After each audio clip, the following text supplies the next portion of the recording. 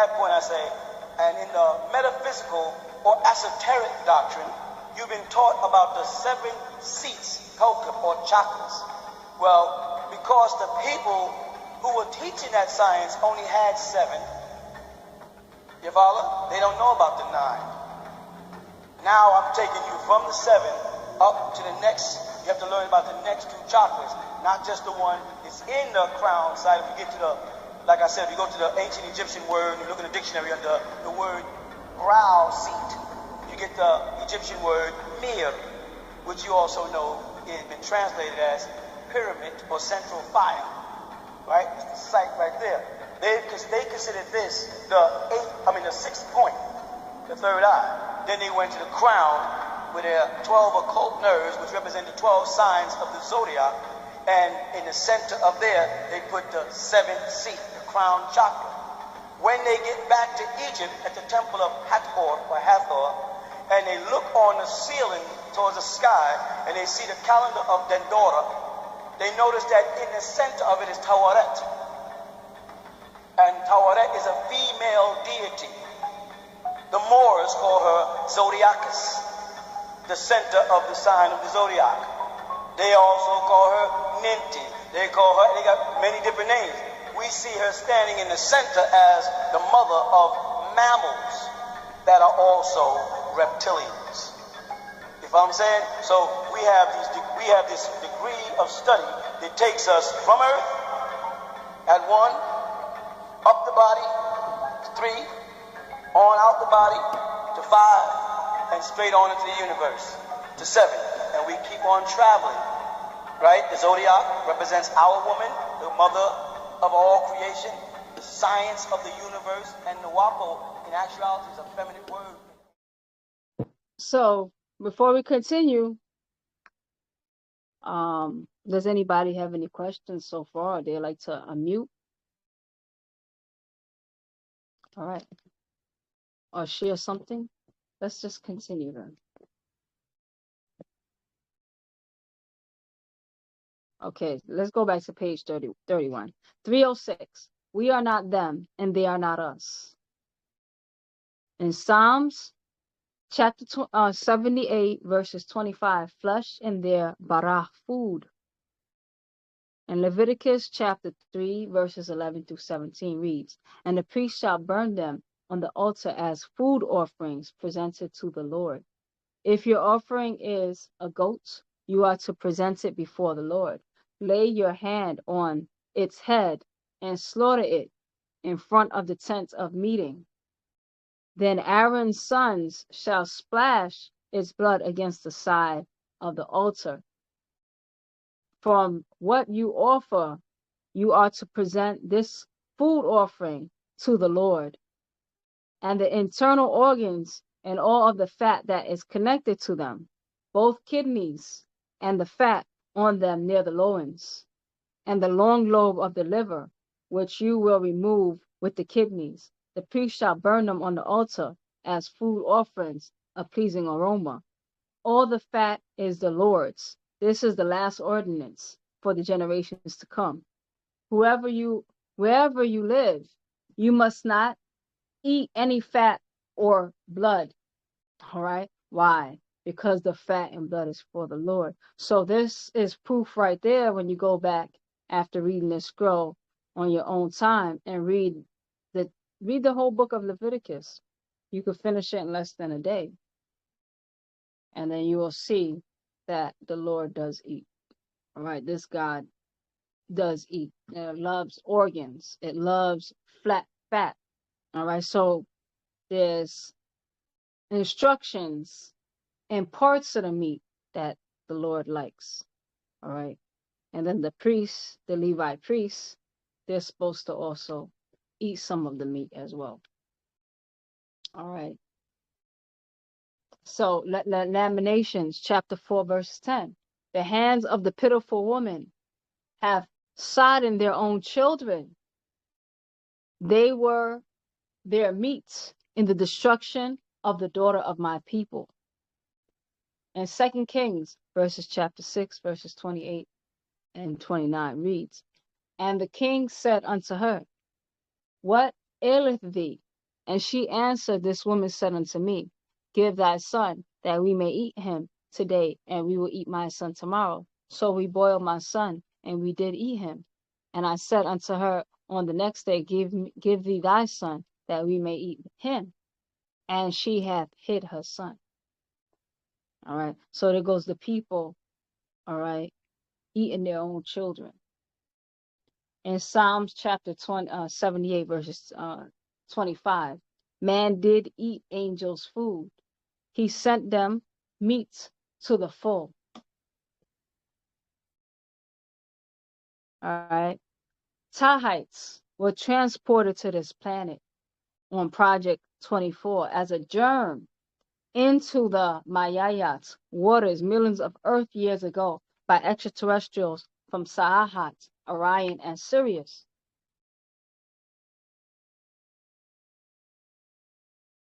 who are also related to Maganu, insectoids, the Nahul bee, and the Maganu, mantis, meaning the prophet in Greek.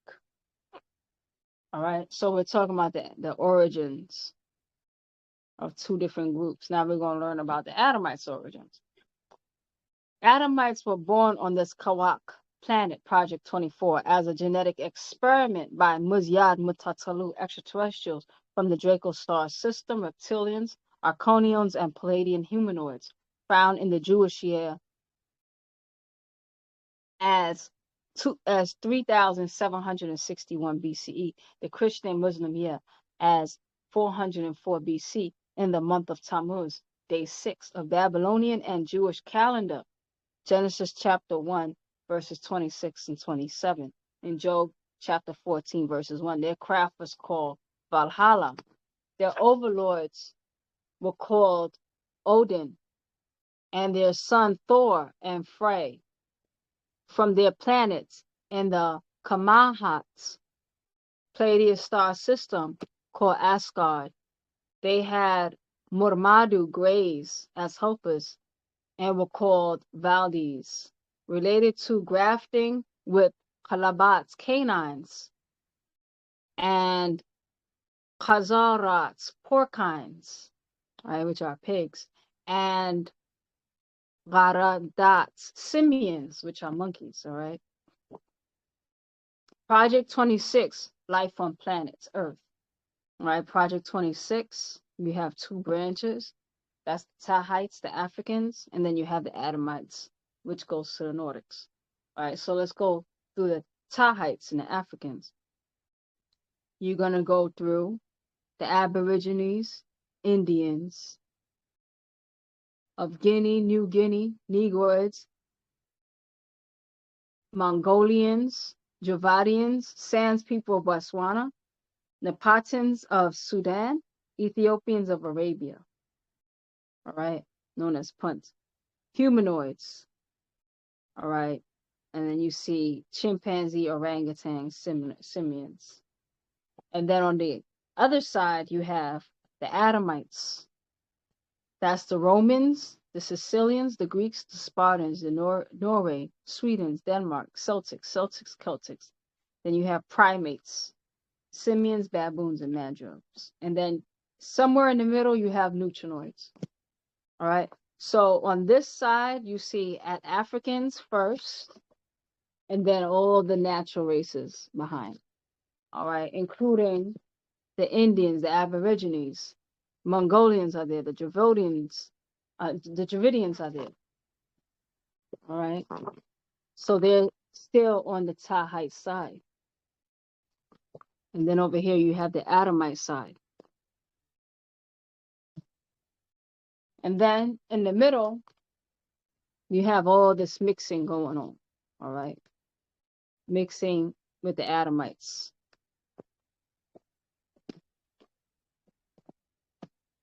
(207) He is a Marat disease, both mentally and physically, a blood-lusting human in image and a beast in his unnatural, wicked, and evil nature, a hybrid. All right. So now this makes a lot of sense. So you have one that worked within the constructs of nature, All right. So the Tahites, they were transported to this planet as Project 24. And then the Adamites, they were grafted on this planet as Project 24. So the ones that were transported, you can call through panspermia. All right, panspermia, which is the natural, it's almost like pollination. All right, how you can pollinate, how bees, they can take pollen from one flower and carry it to another. And then there's the natural growths and cycles. All right, so it's going to cause a natural and automatic response rather than if you take a little bit of this and a little bit of that and you put it together, that's not a natural growth. So we see the Tahites being seeded to go through their natural growth. And that growth took place millions of years, all right, in the natural waters. And we see that it still follows the same patterns because even today we're still emerging out of the waters, all right. Whereas the Adamites, there's a lot of unreasonability, right? So that's their Project 24. And we're talking about 24, Project 24 is the Earth. So now you have beings that transported the cosmos so they can unfold and go back to the cosmos. Now, if you were grafted here, that means you're earthbound here as a graftation, all right? That's out of tune even with the 24. So he is a disease, all right? 208, a kind of man, a man's kind, a kind of human, a human's kind or kin, all right? So it's akin to a man, but it's not quite a man, all right?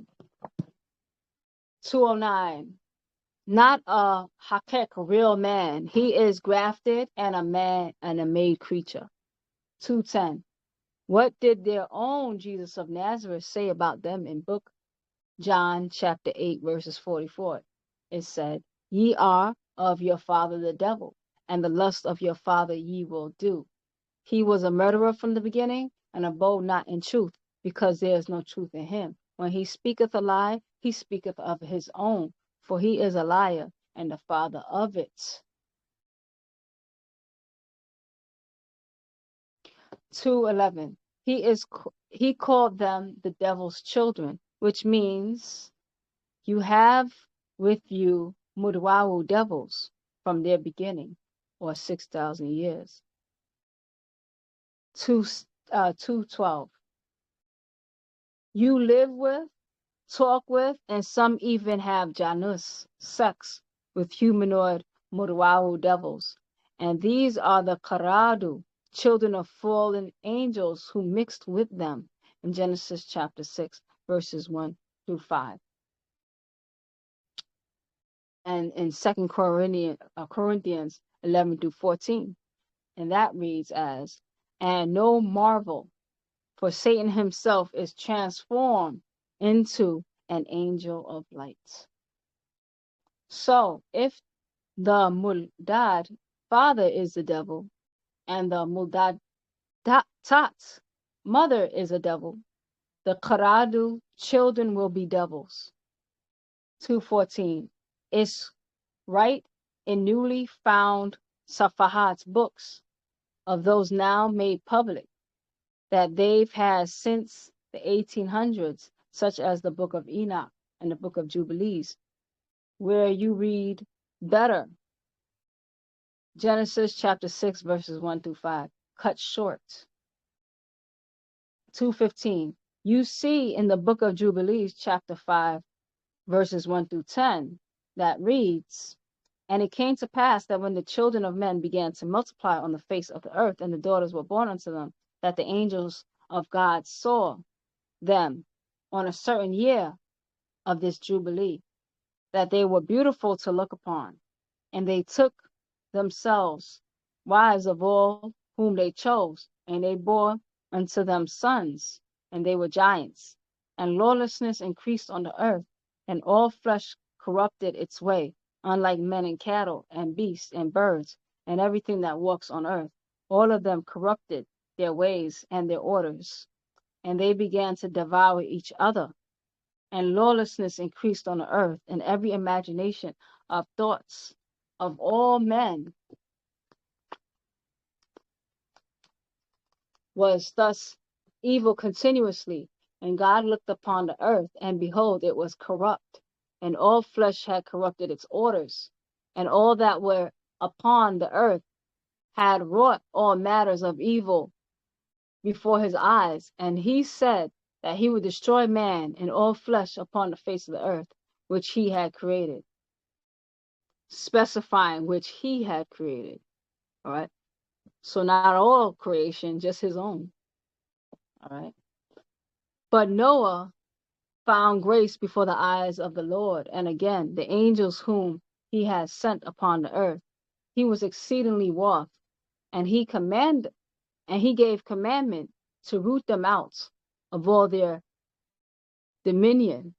And he bade us to bind them in the depth of the earth. And behold, they were bound in the midst of them, and are kept separate. And against their sons went forth a command before his face, that he shall be smitten with the sword, and be removed from under heaven. And he said, my spirit shall not always abide in man, for they are also flesh, and their days shall be 120 years. And he sent his sword into the midst, that each should slay his brother. And they began to slay each other, till they fell by the sword and were destroyed from the earth. And their fathers had witness of their destruction. And after this, they were bound in the depth of the earth forever, until the day of the great condemnation, when judgment is executed on all those who have corrupted their ways and their works before the Lord. That's an excerpt from the book of Jubilee. All right. So I'm hearing how they corrupted their orders. All flesh had corrupted its orders. So they breached the natural orders. All right. So now when we think about, again, when Bob was talking about our circadian rhythm and how melanin puts you in tune to know which glands to activate, which glands to calm down, at what times. All right. There's natural orders. All right. There's an order, there's a time and space for this to come forward. There's a time and space for it to fall back. Now, when you fall out of rhythm, you fall out of order. So you're out of order. All right. And now all things will be corrupted. The flesh will be corrupted. The imaginations will be corrupted. What you're inspired to do is out of rhythm. All right. Out of tune. Destructive to yourself and others. So now you see brothers killing brothers, turning on each other. All right. As we see now. All right. That different viruses are being sent to wipe off the nations, the wars that turn on each other. All right, so that's something to think about. So First Enoch, chapter 7, verses 1 through 14, it reads, it happened after the sons of men had multiplied in those days, that the daughters were born to them, elegant and beautiful. And when the angels, the sons of heaven, beheld them, they became enamored of them, saying to each other, come, let us select for ourselves wives from the progeny of men, and let us beget children. Then their leader, Shamyaza, said to them, I fear that you may perhaps be indisposed to the performance of this enterprise, and that I alone shall suffer for such a grievous crime. But they answered him and said, we all swear and bind ourselves by mutual execrations, that we will not change our intention, but execute our projected undertaking. So they all swore together and all bound themselves by mutual execrations. Their whole number was 200 who descended upon Adras, which is a mount on top of Mount Armon. The mount therefore called Armon, because they swore upon it and bound themselves by mutual execrations. All right. So now you have these extraterrestrials talking amongst themselves, saying, let's go down and reproduce with these creatures that we've created, these women, because they look good, and and just why not? So then Shamyaza is their leader, and warns them and saying, you know, we're going to suffer from this grievous crime. And then they're saying, no, we promise. So they made this uh, pact together that they will bound themselves by these to stay on task, to execute the undertakings. So let's see what happens. So these are the names of their chiefs. Shamyaza, who was their leader. Then you have Urakabamiel, Akabil, Tamiel, Ramiel, Daniel, Azizhiel, Sarakiel, Aziel, Armes, Betrayal, Enan, Zaviv, Samsaville, Archiel, Terrell, Yamiel, Araziel. These were the perfects of the 200 angels, and the remainder were all with them. Then they took wives, each choosing for himself, whom they began to approach, and with whom they cohabitated, teaching them sorcery, incantations, and the dividing of roots and trees. And the woman conceived and gave and brought forth giants, whose stature was each 300 cubits. These devoured all which the labor of men produced, until it became impossible to feed them. When they turned themselves against men in order to devour them, and began to injure birds, beasts, reptiles, and fish, to eat their flesh one after another and drink their blood. All right. So that was the outcome. So their leader, Shamyaza, told them not to do it. They did it anyway. So it gave birth to these really big, insatiable appetite offspring that just need to eat up all the flock. So they eat up all the flock, then they start eating up each other, all right, and their parents. All right, so that's another out of order being. So in Genesis chapter 6, verse 6, and it repented the Lord that he made man on earth, and it grieved him in his heart. So in Genesis chapter 6, verse 6, you see this creator is very regretful of this creation. Okay, and Enoch chapter 9, verses 5 through 17. Thou hast seen what Azazel has done, how he has taught every species of iniquity upon earth, and has disclosed to the world all the secret things which are to be done in the heavens. Shamyaza also has taught sorcery, to whom thou hast given authority over those who are associated with him. They have gone together to the daughters of men, have lain with them, have become polluted, and have discovered crimes to them. The women likewise have brought forth giants. Thus has the whole earth been filled with blood and with iniquity.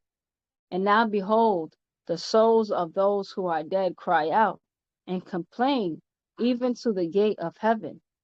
The groaning ascends, nor can they escape from the unrighteousness which is committed on earth. Thou knowest all things before they exist. Thou knowest these things, and what has been done by them. Yet thou dost not speak to us. What on account of these things ought we do to them?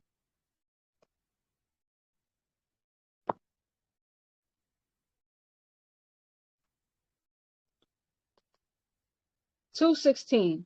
So they have records of their true 6,000 year past of wickedness and evilness in this Tapal world. All right, so they desecrated themselves. Their makers desecrated themselves. The Adamites desecrated themselves. It's just a whole disorderly mess. All right.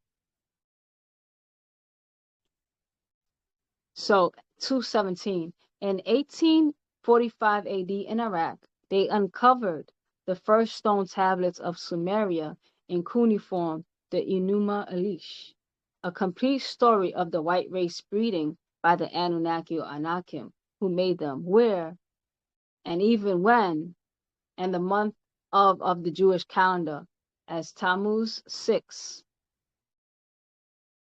3767 BCE. All right. So that's where that Enuma Elish. So now you know where that calendar. So that was a month called Tammuz in their own calendar on the 6th day, 3761 BCE.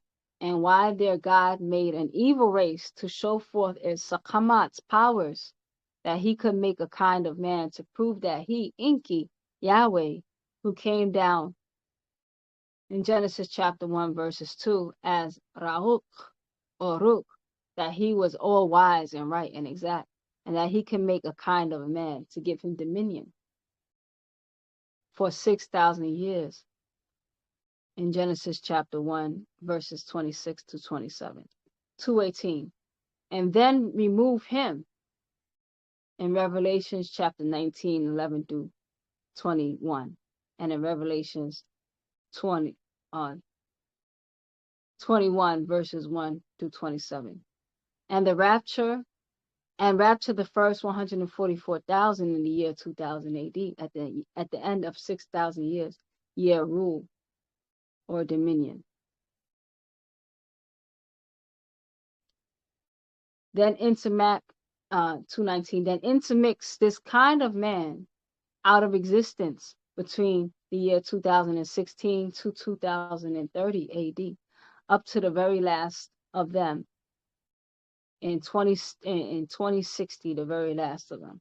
This was his and his sister Nin-Hersag or Nimma or Mother Ninti's plan 6,000 years back from the year 2000 AD. Right? So now you know what Ninti and Inki wasn't talking about the making of the Tahites. We're talking about the making of the Adamites. All right, those are the Sumerian gods. All right, and then their agenda. All right, 220. Many mistakes were made in the grafting and separating, all the way from Adam to Cain, to Jacob and Esau. 221. So the white race wants to destroy these Sumerian stone tablets, first found in 1845 AD. Then thousands more found in 1847 AD. They reveal his story. 222. And then in 1945 AD, they uncovered in Makmat, Egypt, scrolls, a lost book of the Gnostic Nag Hammadi, who revealed the true story of Jesus, Judas, Mary of Magdalene, and Thomas, and so much more. They revealed their Christian stories were all wrong about Jesus and his wife, Mary of Magdalene, a black Ethiopian girl, Jesus and his wife, and how they lived in Ethiopia and had 2 children, a son, Simon Bar Jesus, and a daughter, Sarah. All right, so in Simon Bar Jesus in Acts chapter 8, verses 9 through 24, and Acts chapter 13, verses 6. And when they had gone through the isle unto Patmos, they found a certain sorcerer, a false prophet, a Jew, whose name was Bar Jesus by name, okay? So Bar Jesus means son, Bar and Jesus. So Simon Bar Jesus. All right. So then in 1947 AD, outside of Jerusalem, they uncovered jars in a cave called now the Dead Sea Scrolls. They had the Book of Enoch and Jubilees, and so much more found again, which changed the lies to truth as the seal is now open that Daniel shut up and sealed. In Daniel chapter 12, verses 1 through 13, look at verse 4 twice and see how it says it. Let's read that. O thou, O Daniel, my judgment is of El.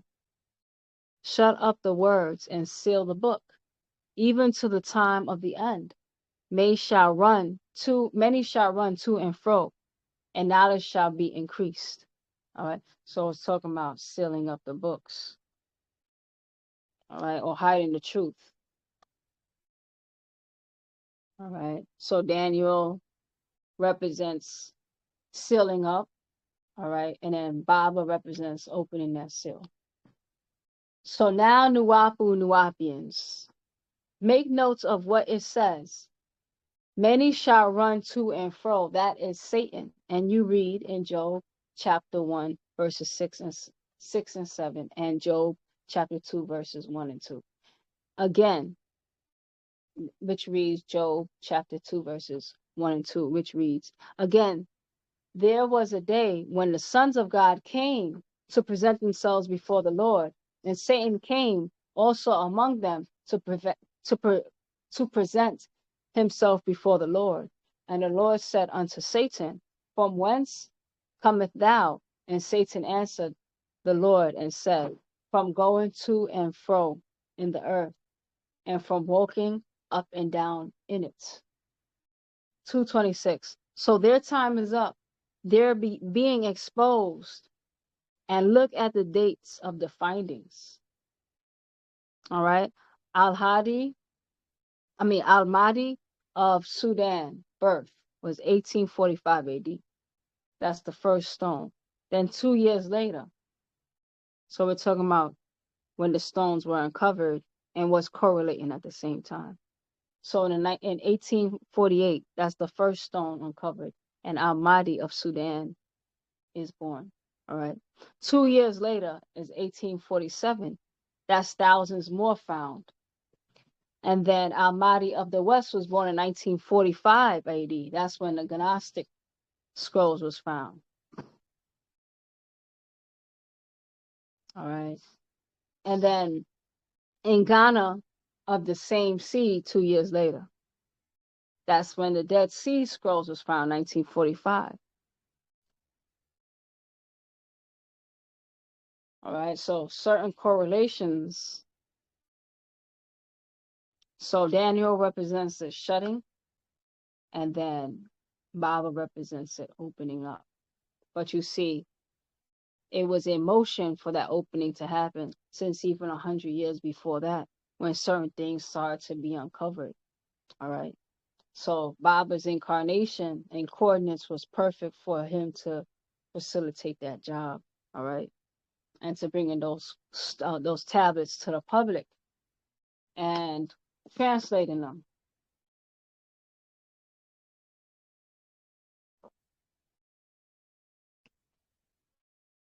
$227. They don't know that it is their own Gadadu gods who have made this happen on the same dates and time to expose them, as judgment is upon them. That is what the name Dan El means in Hebrew. All right, so let's look at what that means. 228. It's like saying in Arabic, Din Eladan, or Dan.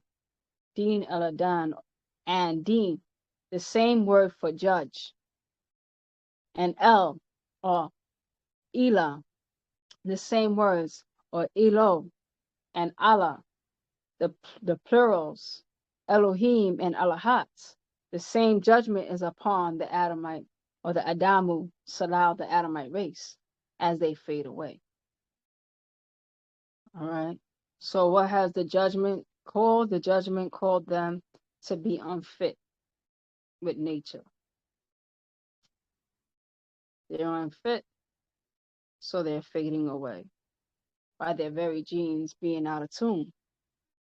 So you black Tahite race must know you are not the same. You are not of the Bible story.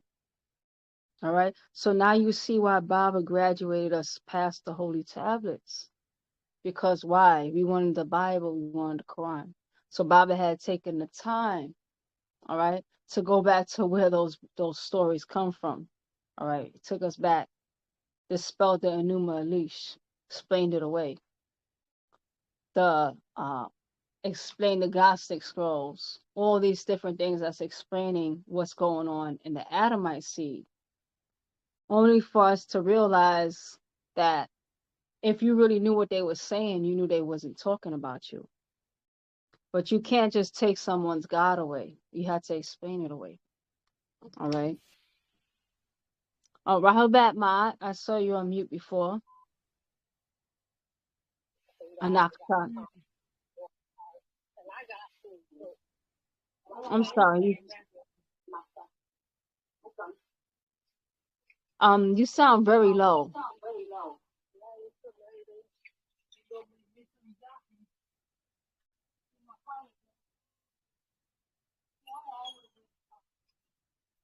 Yeah, Zamaltat. Some reason we just can't hear you.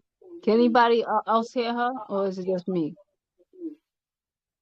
I'm just hearing my own my own voice.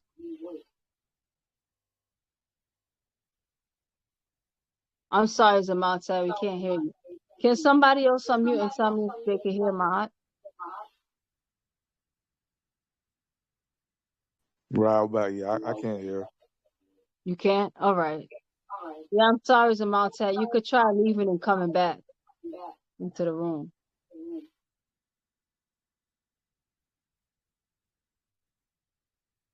Yeah, leave and come back. I'm gonna have to mute you because you're creating an echo. Anything. Let me see if I can mute you.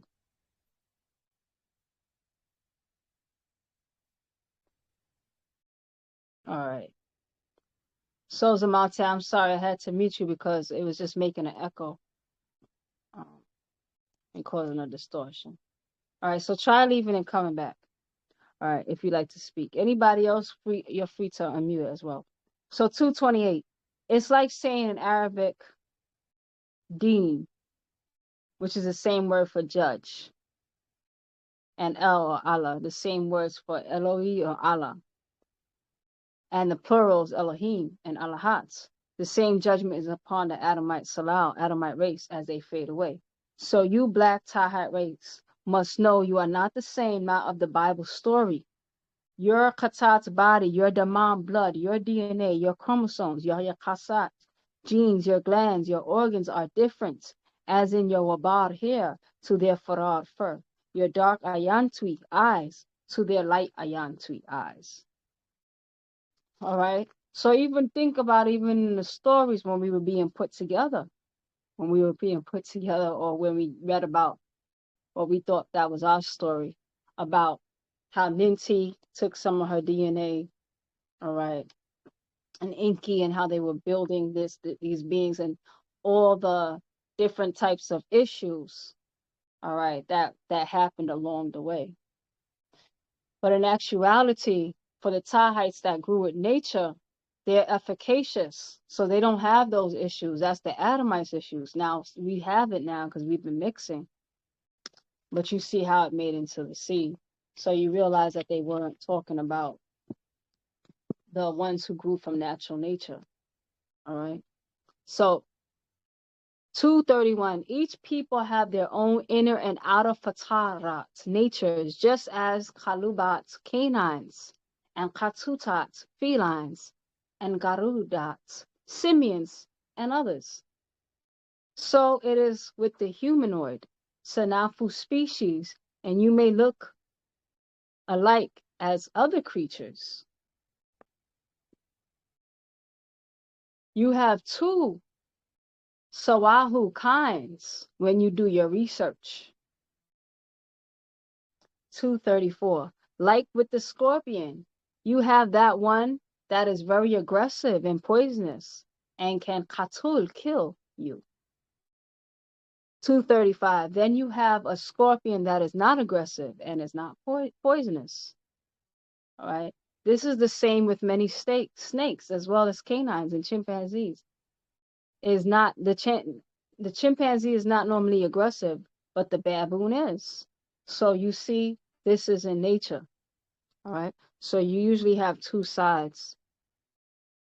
All right. You can have a poisonous frog and then a frog who isn't poisonous. All right. It depends on the species of that kind of snake. Same thing, the species with that kind of scorpion. Different natures. All right. So one is harmful and one is harmless. All right. So same thing with humanoids. We might look similar. All right. So to another creature, we just look like humanoids, but we have very different natures.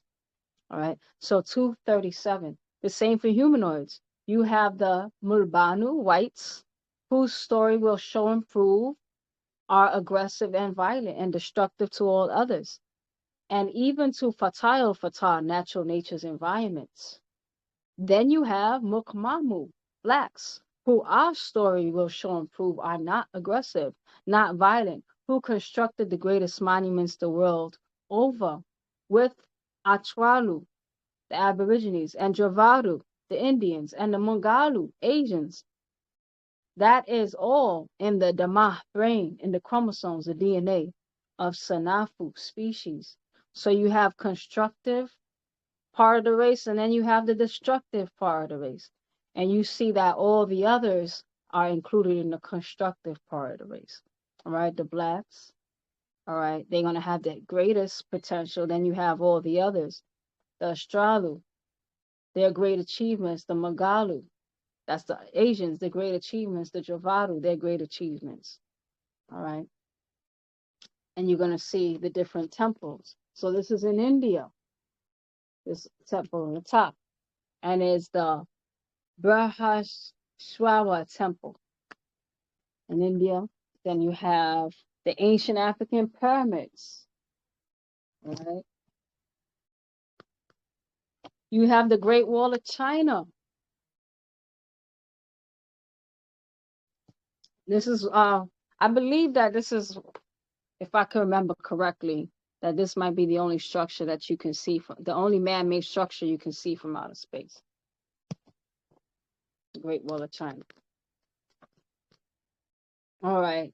So this, I'm happy that it's coming up again, because we're going to study this more, because I noticed that a lot of people are very confused about the difference between 3 species versus your etheric potency. All right. So you have, and we're going to read more about it in this scroll, and also we're going to pick up other scrolls as well, that you have 3 ether, as you see sometimes the Magalu or the Orientals or the Asians being referred to as 3 ether, representing their 3 types or the 3 species, because they have mixed the least amount. So they have 3 different types or 3 ethers of the Asian. All right. But then their potency, they're more of, because you need at least 7 ether or more to go to higher realms. And the Orientals, they can go to certain higher realms. So they do have 7 ether potency. But we'll get to that, which scrolls those are in, because it seems to be causing a little bit of confusion, all right, in the chat. All right. All right, so let's get back to this reading. So we see the natural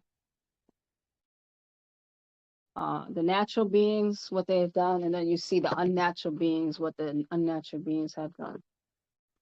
All right. So 239, and in each Salah race, you find a number of separate Sanafu species or recognizable characteristics with each, mostly by mixing amongst themselves. 240, and also each Salah race has been given distinct traits. 241, Afafre Ka'ahu, who Africans in our Tasu Sanafu 9 species. Our most unique characteristic is our nappy, kinky wabar here, because no other race has that. All right. And then 242, Nagaru Negroids also have higher behinds and fuller lips. All right. So our butts tend to be a little higher. It sits higher. And it goes like this because the way our spines come into. And we tend to have fuller lips. Now, things has changed. All right. But we're talking about the unmixed versions of ourselves. All right. So now, 243. The Australian Aborigines in their Tamusanafu 8 species, their unique trait is their brow with lines or creases. All right. So let's look at. So this is Aborigines. Well, one thing that that is unique and common amongst themselves is the way that their forehead kind of comes in with those creases. All right. That guy right there, that lady right there.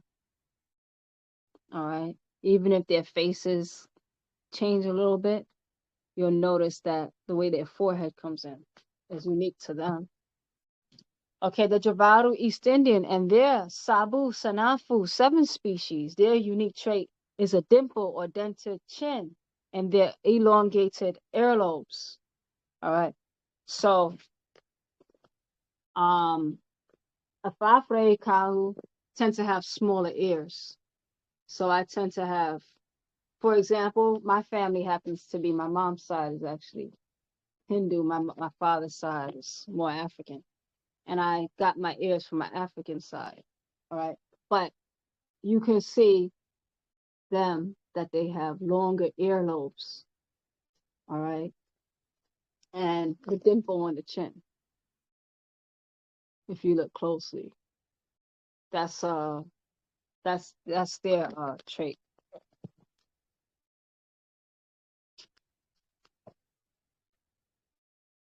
All right. Let's see if you can see it closer. It's very subtle in her. You see it here. You see it in him. All right. You see it in her. You see it in her a little bit. Hers is very subtle. Okay, the Asians in their Thalu Sanafu 3 species, their unique trait is their lack of an eyelid called the epicathic fold and their hollow hair. All right. So they have specific trait, like they don't have that fold that God would have, for example. So their eye goes like that. And then also if you cut their hair and you look under a microscope, it's like the bamboo. That's why the bamboo is so sacred to them. So it's hollow in the center. And the Yarapu Europeans in their Satu Sanafu 6 species, their unique trait is their light colored iris and in their eyes and their flank hair. All right. So even though this hair, it might appear straight to us, if you really look at the nature of their hair, it's going to be different. All right. They're going to, because their hair is also a lot more coarse, bigger. Theirs tends to be thinner and flanker, and then it's not hollow. All right, and then of course they're light eyes, because you don't really see. It's not normal for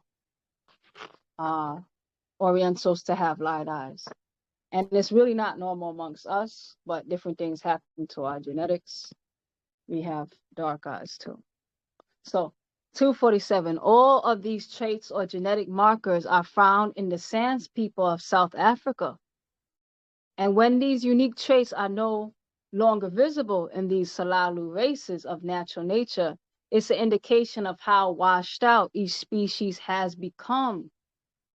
All right. So, for example, what's our unique trait as African? Our hair texture.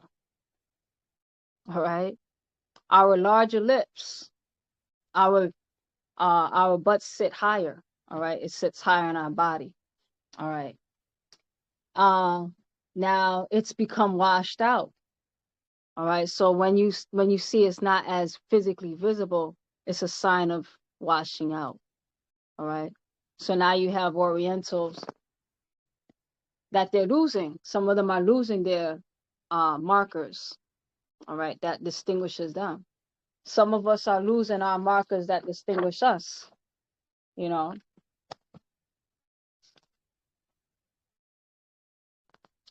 So that's called washing out. So the Sans people are the Tahites of Botswana. They are also known as the Kalahari Bushmen, who are of Zimbabwe. These people have all the genetic markers that you see as traits in the human race. They have the nappy wabar hair of the Nagaru Negroids, the epileptic fold of the Asians, the creased brow of the Aborigines, and the chin of the Indians.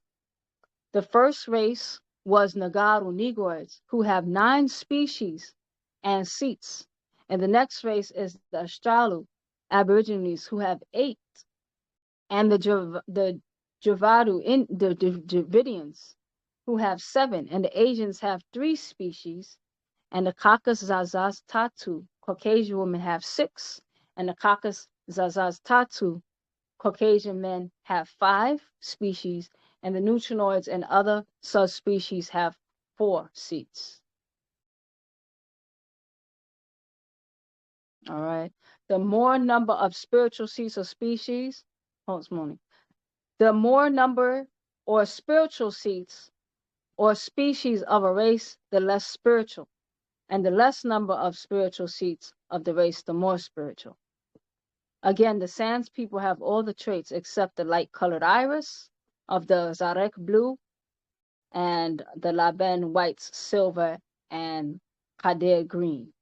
All right. So you don't find naturally, unless something is deviated or mutated in the Sans genes, they don't have blue eyes. They don't have white eyes or silver eyes. They don't have green eyes. All right. 256. This is a recessive gene from the Palladians who produced the Nordic race who have Rh negative blood, and we're trying to create a race of people here. 257. After years of mixing in with the natural nature beings of all other races, many races, even the Nagaru Negroid race, also have Rh negative blood. And with that, know that many women have miscarriages because of the demand blood of the mother, who is Rh negative, lacks the antigen found in Rh positive blood. All right. So that's how some of us, some of my good friends right in this tribe, told me that they have Rh negative blood. All right. But that's how it happened. All right. Same way that some of my features has changed. Same way. All right. My blood is still positive though. But this is what has happened. All right. Because these other unnatural beings has gone and made it a point to mix in with all others on this planet. So when the mother, so this is what happens when our mother is Rh negative and our father is positive. And then we come out with positive blood. So 259, when the mother has a Qarad child that may have Rh positive blood, the blood of the mother doesn't recognize it and it attacks it as a foreign body, and it results in a miscarriage. Nowadays, a shot can be given to the mother, so the unborn Qarad child is not in danger before he or she develops. All the traits from all races come from the original African Bushmen of South Africa, who were the first humans group. All right. So some people, I've heard, and the person was mistaken, that they was like, oh, the Bushmen, their genes aren't as pure because they have all the traits, so that means everybody mixed in with them. No, it's the other way around. Everybody else was pulled out of them. All right. So they're the original source from which all these other traits have naturally come from. They were pulled out of them. So you see, they have all four traits of African, the wabar hair, the dark skin, the full lips, and the buttocks. And of the Australu Aborigines, they have the creased eyebrow, and the Javaru Indians, indented or dimpled chin, and the Asian epithelic fold. Yet not the white, silver, blue, or green eyes of the Laban Salel white race. All right. So everybody on this planet, except for the Caucasian, can go look at their appearance and see themselves in some shape or form in them, except for the Caucasian. All right. So they'll find their unique features in the Sans people. Inky used the Bushman to mix his and her and his sister's own DNA to breed the first hybrid. All right. Then later on, other animal species were mixed in with Adamite, as well as other Muzyad Mutatalu extraterrestrials that you see today. All right. So the Caucasians, they were still grafted from them, though. They were still grafted because they took parts of their DNA and then they mixed it in with other animals' DNAs too. And that's why the Caucasian, that's where they get those blue eyes and all these different things from those animal graftations.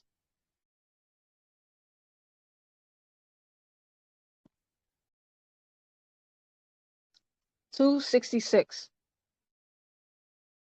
The animals used to upgrade their characters or their character to be used were animals such as the baboon, mandrill, simian, wolves, canine, pig, and porcine. All right. So these were the upgrades used in those beings because they were, remember, they were breeding a certain type of creature for a specific reason. All right. So the baboon, the mandrill, which is another type of monkey, the simian, another type of monkey. You have wolves, canine, and pig. So different types of monkeys, the pig, the dog. All right. So whites receive their ayan lawan eye color from the canine, from the wolves, their sharp features from the baboon, and from the mandrill, they get their organs. They get a lot of physical features from the porcine, then the Anunnaki, Pleiadian, Orcans, and Bushmen.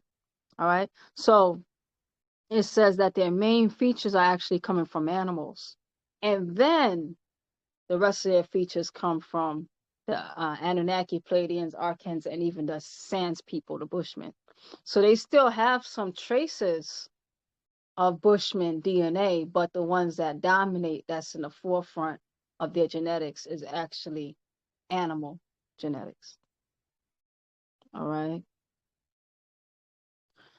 So that's where you get those sharp features. And as a person who somewhat in the beauty industry, not as much as I used to be, but I still am to a degree.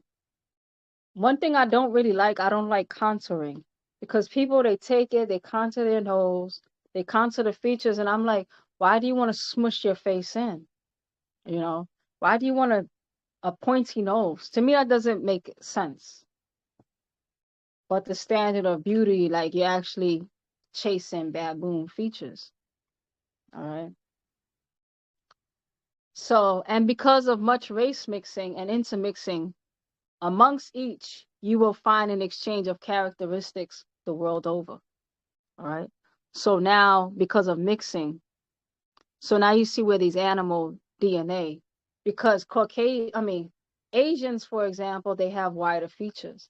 Africans have wider features. All right.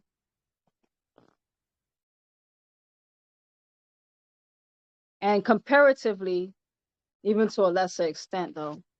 Even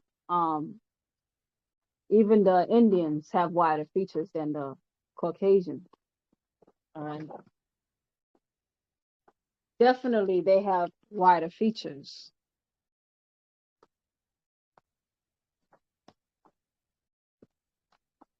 So now you find these features of light eyes. Some of us have blue eyes now. Some of us have, you know, sharper features.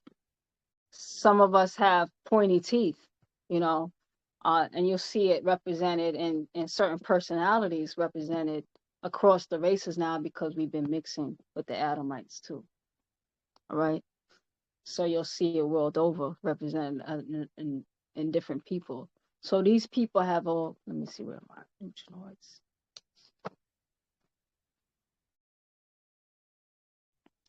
All right. So 269, because of much race mixing and intermixing amongst each, you will find an exchange of characteristics the world over. Yet, it's all controlled by melanin. 271. The Wahan Salau, first race, Mukmamu, blacks will be the last race, and the last race, whites, will be the first to go extinct. All right. So it's all going back. So that's the beautiful thing. I read somewhere about nature, but I read about the brain itself. The brain, it can suffer trauma, but eventually the goal of the brain is always to go back to its natural baseline, and that's what it works to do. All right. So same thing with nature. Nature can go through its distortions, but nature always seeks to go back to its natural baseline. So it works itself out. All right. So the Caucasian, that's a distortion to natural nature. So it's working itself out. But it didn't really go without first infecting the other races as well, the other genetics. So as the first is still going to be here, the last is going to fade away. So it lets you know that in time, all these other distortions, well, changes will fade and it's going to go back to its original strength in time through the various cycles. All right. So 274. And all the interbreeding with the beast man, or what is called man's kind, resulted in world chaos. All right. So now you look, dissension between Asians, dissension between Africans, dissension between Indians, the caste system. All right. All that is the result of mixing in with the Adamites. All right. Took them out of harmony. All right. And when you hear harmony, now you're going to remember hormones. It messed up the hormones, it messed up the signals and the tendencies. 273. So they were made to be slave workers. That was what they were made for. Talking about the Adamites in Genesis chapter 4, verses 2 through 12. So the white race was made to be slaves in Genesis chapter 9, verses 25. And their Gadadu gods to work for them in Genesis chapter 4, verses 2. And she again bare his brother Abel, and Abel was a keeper of sheep, but Cain was a tiller of the ground. And even Adam, Genesis chapter 3, verses 17 through 19 reads, and Adam, and unto Adam he said, because thou hast hearkened unto my voice, unto the voice of thy wife, and hast eaten of the tree of which I commanded thee, saying, thou shalt not eat of it. Cursed be the ground for thy sake, in sorrow shalt thou eat of it all the days of thy life. Thorns also and thistles shall it bring forth to thee, and thou shalt eat the herb of the field. In the sweat of thy face thou shalt eat bread till thou return to the ground. For out of it was thou taken, and for dust thou art, and dust shalt thou return. All right. So now they should suffer, and life should just be difficult. And when you look at the way Caucasians relate to the earth, they do suffer. That's why they went world over. And look at the ease into which the parts of the ground that we grow from, it's in harmony with us. All right. So 275. So they like to enslave others as it's in their own genes. All right. So a lot of the times the way people treat others is a testimony of what's going on inside themselves. And they have a tendency to want to slave others because the reality is that their genes are enslaved. All right. So they like to enslave others because it's in their own genes. In Genesis chapter 1, verses 26 through 27, and God said, let us make man in our image, after our likeness, and let them have dominion over the fish of the sea, and over the fowl of the air, and over the cattle, and over all the earth, and over every creeping thing that creepeth upon earth. So God created man in his own image. In the image of God created he him. Male and female created he them. They are like their gods. All right. So we say, let us have harmony with natural nature. What do they say? They say, let us have dominion over natural nature. Let us dominate. And the sub-races have much of them as a reddish or mixed, and they think they should serve them. 277. You will see that Shakasu people from Latin countries come to America, northern states, put on a uniform, they try to enslave or abuse other people of color, as well as some people from India and even from Africa. All right. Why? Because they got into the genes. I was in Nigeria and I was watching Nigerian TV. And it's some of the most rubbish I like. Some of the worst TV that I've seen.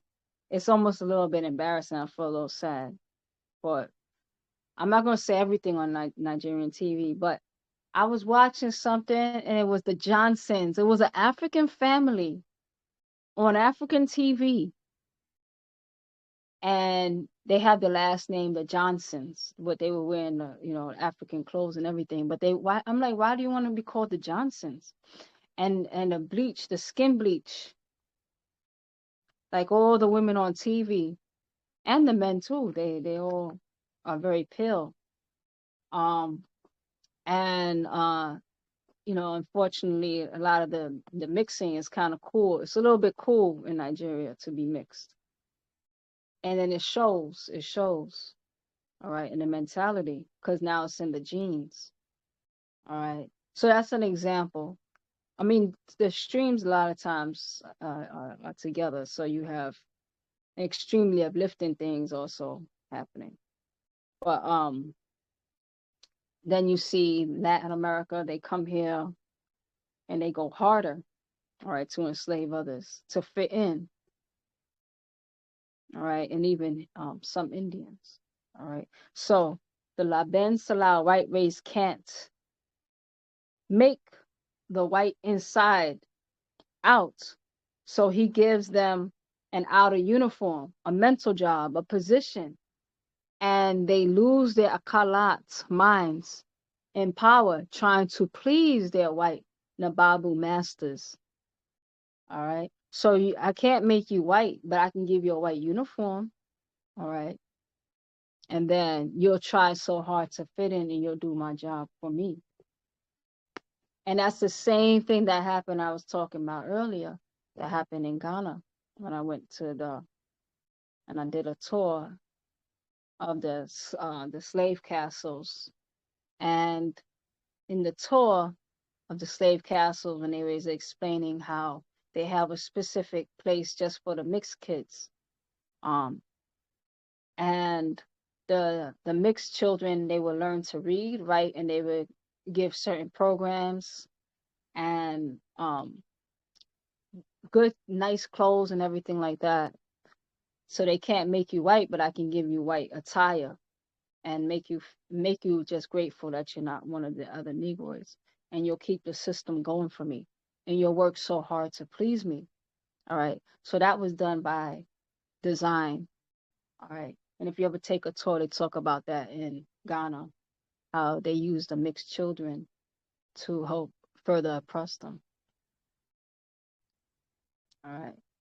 So in Revelations chapter 19, verses 20, and the beast was taken, and with him the false prophet that wrought miracles before him, and which he deceived them that had received the mark of the beast, and them that worshipped his image. These both were cast alive into the lake of fire, burning with brimstone.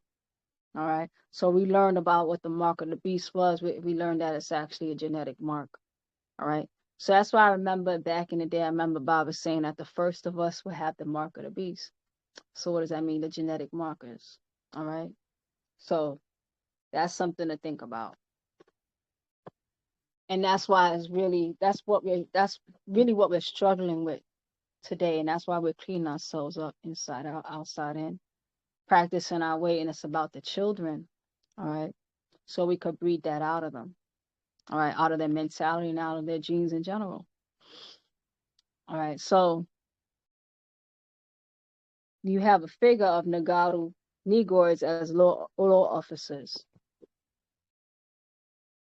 All right. And sometimes we'll go harder in this uniform in our hopes to be accepted. All right. So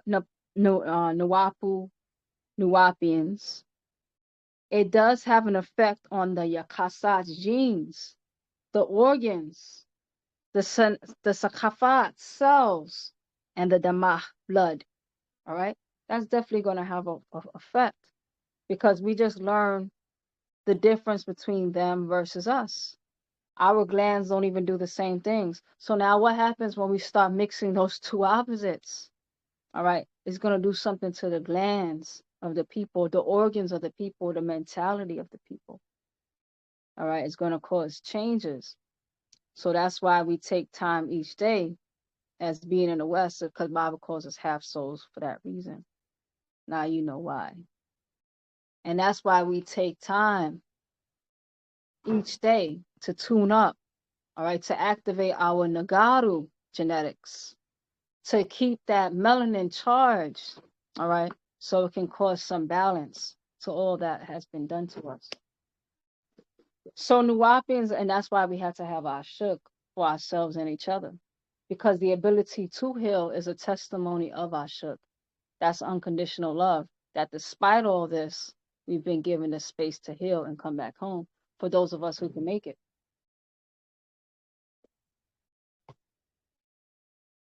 All right, and and as we're fasting, you'll notice that we're contending with a lot of unnatural impulses, because there's a lot of things that became normal for us that we struggle to let go.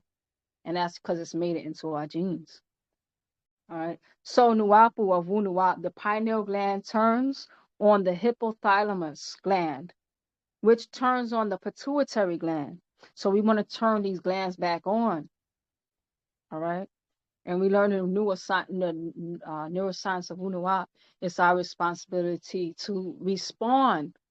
And Baabaa spells spawn as in SPAWN, spawning meaning to grow. We have to regrow, and we have been given things that we can do to regrow our neurons and neural pathways. It's called neuroplasticity.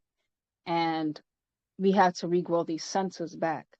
All right. So these things can be turned back on so it can become responsive again. So we can go from an unnatural being or unnatural state back into our natural form. And that's what the journey is all about. All right. So Nuapu of Nuwapian, of Nuapu, Nuwapians of Wunuwap, the pineal gland turns on the hypothalamus gland, which turns on the pituitary gland. All right. And we learned about the importance of the pineal gland getting adequate sun and darkness. All right. So we learned about the importance of sunlight to the pineal gland earlier in this book. And now we've seen that the pineal gland will turn on the hypothalamus, and that will indeed turn on the pituitary gland. And the pituitary gland also deals with growth. So the hypothalamus gland, a small portion of the brain that links the nervous system and the endocrine system by way of the pituitary gland. So now we see that the nervous system and the endocrine system is being linked by these glands too. All right. So we got to heal our hormones. All right. We have to heal our nervous system. We have the nerve revitalizing breath Baabaa has taught us about. And I like coffee. I don't drink coffee though. It's like a treat I might do every now and then. But if you drink coffee every day, it definitely is an endocrine system disruptor. It disrupts your endocrine system. So I drink tea instead. The artificial caffeine and other components.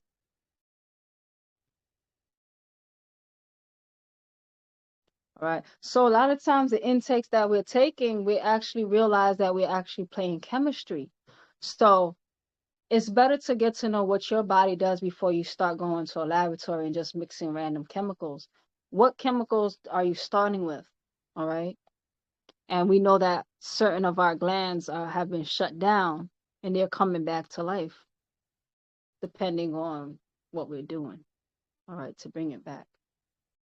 So the pituitary produces the hormone called it's called MSH. All right.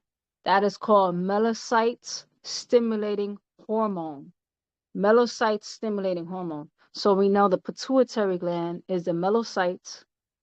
So when you have a melanocyte, that's the site that creates melanin stimulating hormone. All right. And that is important. So you may notice, for example, all right, sunlight is very important for us, right? But sometimes you may be deprived of sun. But you do certain things, certain meditations, you may find that you might even still stimulate this melanocyte stimulating hormone. You might realize that you look a little darker and your skin may have a better glow. All right? Because the pituitary gland is stimulating that hormone production. All right? Sun helps, of course. So 283. According to recent study, when people were given MSH, that's the melanocyte stimulating hormone, they increased their ability to remember things that they had visually seen by 20 to 30%. All right. So it helps your recollection, your visual memory too. So that the MSH we know has something to do with your visual memory. All right. MSH is what makes the melanocyte produce melanin. All right. So the thing that turns on a melanocyte production of melanin increases memory. So now we see that the increasing of melanin actually increases memory. Nuwapians, the pineal gland is found inside your damaged brain, near its center of your forehead, called your third eye, of Re, and an ancient Egyptian mystery to schools. Seats of your center of your Jabbar forehead, about the third of the way back. All right. So about a third way into your head. But when you see That's why we're wearing this. All right. And it's representing the seat of our third eye. All right, which is our pituitary gland.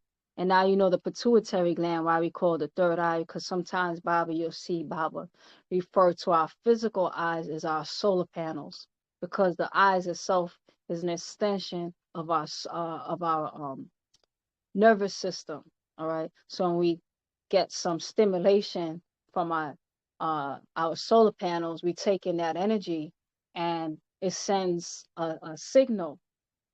All right, it sends an electric signal through our bodies, and it has a chemical reaction. It has a hormonal reaction in our bodies when we expose our eyes to light. All right, even artificial light. So I have on an artificial light because now it's dark, and it's still gonna register some type of chemical reaction in my body, even though it's artificial. All right. So Nuapu, seated in the center of your Jaba, forehead, about the third way back. It sits right below the third ventricle. All right, the third vein ventricle. This contains the cerebral spinal fluid that bathes the entire brain. The cerebral spinal fluid. All right, that also runs up and down your spine. All right. And when men ejaculate, they actually give some of that off in their ejaculation as well. That same cerebral spinal fluid. All right. And then some people, if they have a hole in their nose and they're looking down, they always have this leaky, clear substance that's running from their nose. Sometimes they can be leaking brain fluid. All right. Or their nose is always running this clear fluid. So they might want to get it looked at and patched up. So 290. Paa nanas, the pineal, is shown to secrete this chemical both into the dama, blood, and into the spinal fluid. So that this chemical actually bathes the entire brain by moving in this spinal fluid.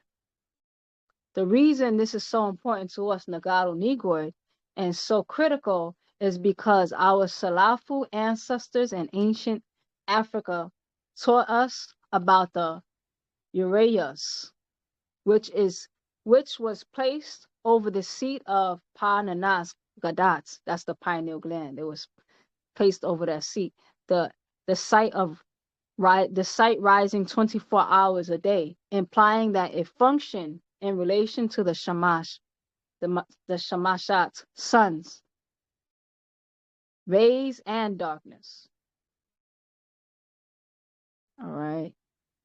So we're talking about the Uraeus, the serpent.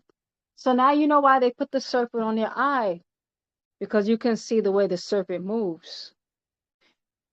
It's very similar to the way that the energy moves up and down your spine. All right. It kind of moves in that type of way, in like a wave. And then we see why we put it on our forehead. All right. Because it was the seat of the pineal gland, which the Africans knew that the pineal gland is very sensitive and interactive with the sun. All right. So it wasn't just a random thing, because even though we had a very beautiful culture and we are very beautiful people, our beauty isn't based just on vanity. There's functionality behind the vanity. All right. So if you know the reason as to why, that's where the power comes from. All right. So we get to the whys and the hows. And now you're going back into the reasonability. And if you're the reasonable beings, they're part of the creators, the creation. You have the seed of reasonability. All right. That original reason. All right. So that's where we come from, that word. We get that term Baabaa uses as sound right reason. All right. So is it sound, as sound beings? Sound and light is the same, all right? Because you have the color spectrum and then you have the sound spectrum, and they go on that same, you call it a chromatic wheel. You have the chromatic wheel of sound, you have the chromatic wheel of colors or of light. And then you have right reason, sound right reason. All right. So if you have something on your body and it's in tune with nature, then it's a direct correlation to the reason why it's there. All right. And that goes into purpose. All right. So we're on 293.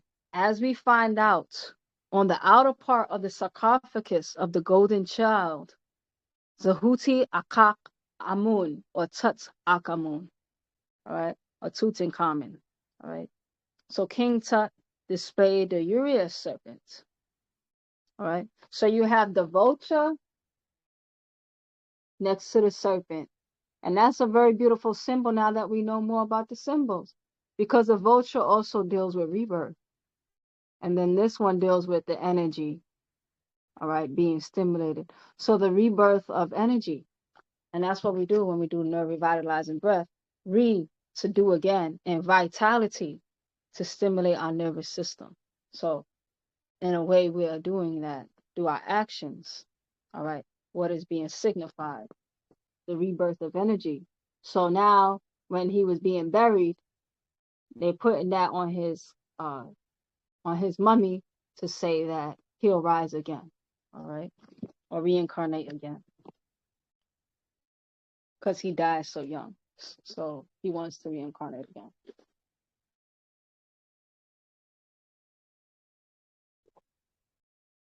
I'm not sure if I want to reincarnate again. All right. 294. So there you see Shamash Nawar. That's a sunlight, and sunlight is fire. Being placed in the forehead of the mummy, of the sunlight transforming into the pineal gland. There is also a known fact in Kadem Kamatu Sajalat, ancient Egyptian records, such as the Egyptian text of Coming Forth by Day, as sunrise called the Book of the Dead. All right, that's a very good scroll.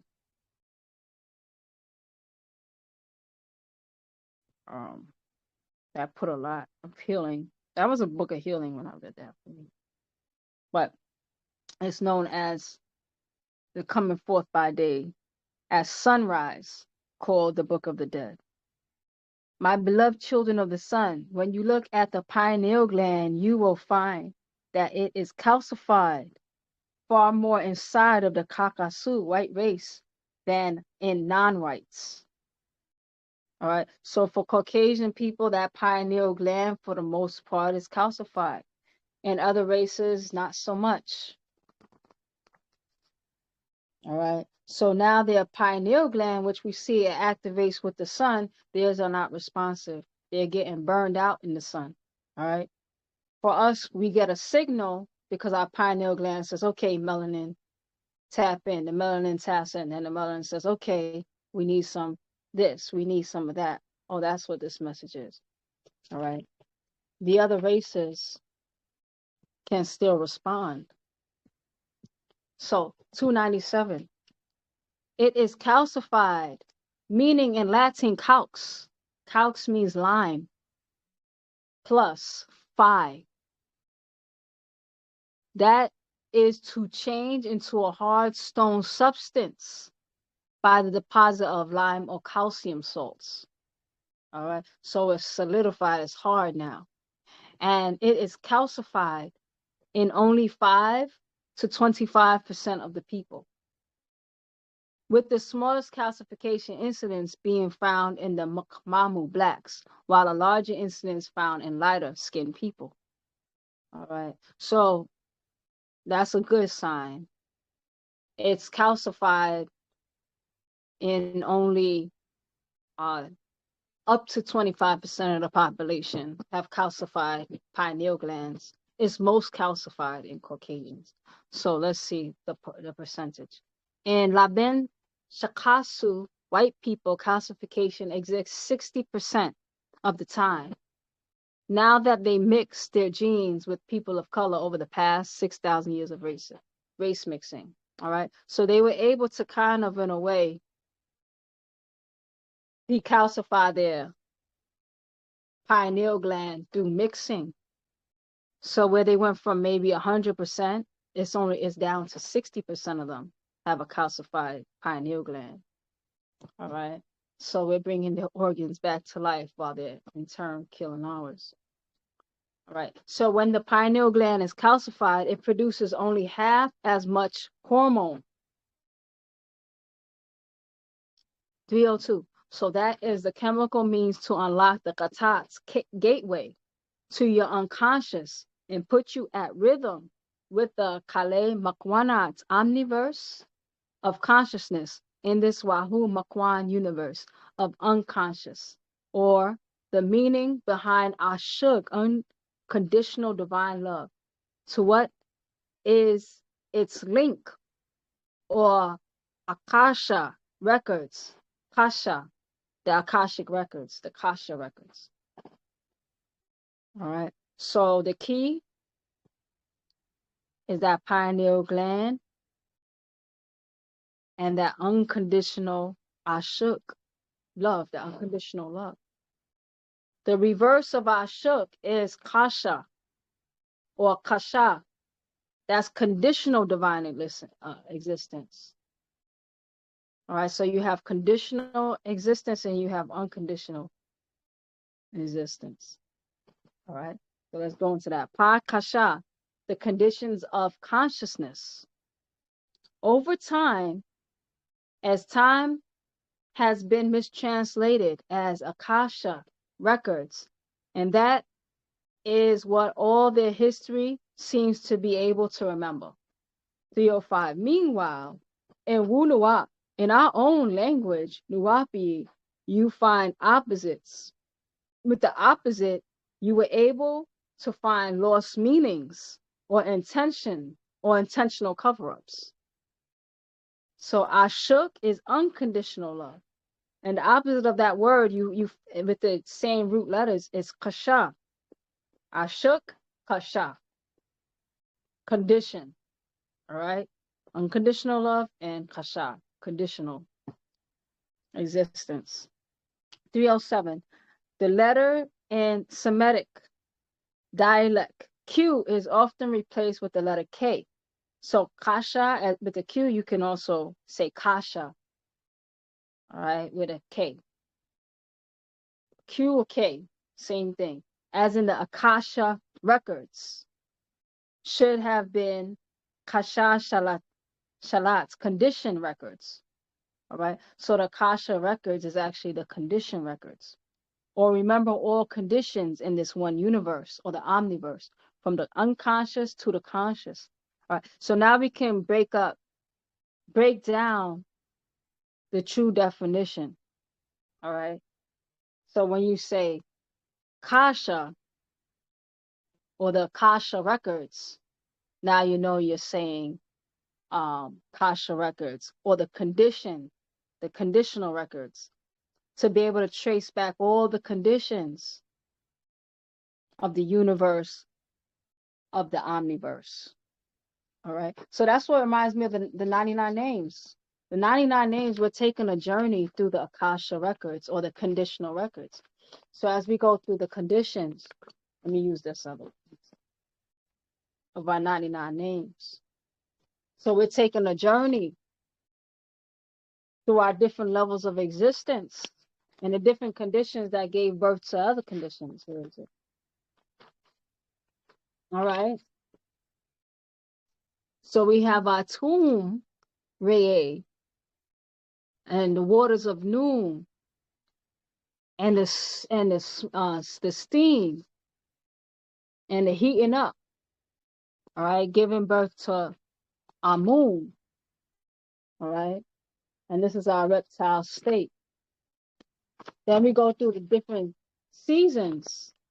So we're going through the different conditions from which life is growing forth, being called from. So the coming forth by day, all right, or the coming forth, all right, through space and time.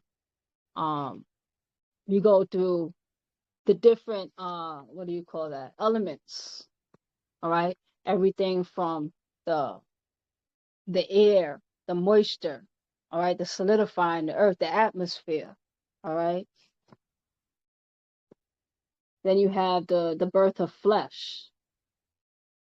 All right. So the right conditions are coming together to move life forward into more and more complex things happening. All right. So you have Haptwi, the digger, Anaktat, that's nettling. All right. To nettle or to excite. All right. To cause friction. All right. And the ferryman. So I'm seeing ejaculations, all types of things happening. Heating up, explosions. So that's the conditions. Now you see the conditions. And all the conditions coming back full circle. All right. And now we're back in the creative. So now you see why we say our force of creative will. All right. So this is creation and procreation. So that's the conditions. The kasha conditions. So the letter in So Nuwapu that we're in 308. So Nuwapians, when we as Nuwapu or Nuwapians teach of cultural differences and racial distinctions, you'll see the Kakasu or the Caucasoids, the Caucasians of Europe approach that of the logical, erect, rigid,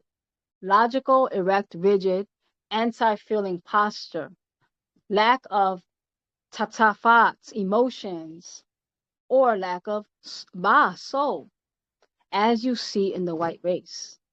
It reflects a left brain orientation and reflects that the Laben Salau, the white race, lacks the chemical key to turn on their unconditional and therefore cannot get into their sa'arats, feelings. 310, they are cut off from the higher realms. All right.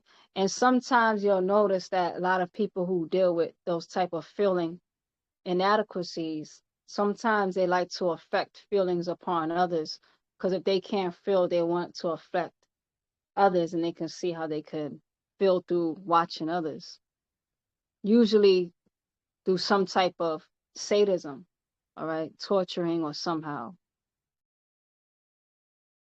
So the white race cannot get into the higher states while in the Khatat's body or after Mamat, death. Their Ka'a spirit also cannot escape the physical realm and is trapped. All right. That's why they have a hard time feeling empathy or feeling for others. And it's just about instinct. It's about me, myself, and right now. All right. So that's the instinct. All right. No divine connection, even to their own selves. All right. No divine feelings. So 312. The synthetic state in which the left and right brain are joined to produce Patartwi, divine eye, or the third eye or inner vision state. All right, synthetic, synthesize. All right. This is an older scroll, so I had to look to see if that's a typo with that word, synthetic, synthesize. So we'll just say the state in which the left and right brain are joined to produce the Patartwi, the divine eye or the third eye or the inner vision state. All right. So you have to connect both sides of the brain. in order to open the third eye. So that unconditional love, but also that analytical side. The analytical side, the logic, mental, all that's on the left side. And then your emotional, your heart seat is going to be on your right side. And when they're activated together, all right, you can open your spiritual eye. All right. So in actual fact, the chemical keys to give you access to that sha'ur feeling approaches being able to be in tune with the abodes of Nawar light and Rawan dark in connection with the cerebellum. All right. And an interesting thing about trauma can also cause a disconnect between our left and right brain. All right. So that's why we take time to heal. We take time to work through things. We don't have taboos. Like some of us pretend that we're so perfect. I don't feel that. No, you feel certain, you work through it so you can heal past it. All right. And then you could reconnect those hemispheres, because Bible says as we're losing the ability to feel and to care, we're losing our very souls. And a lot of us honestly don't care.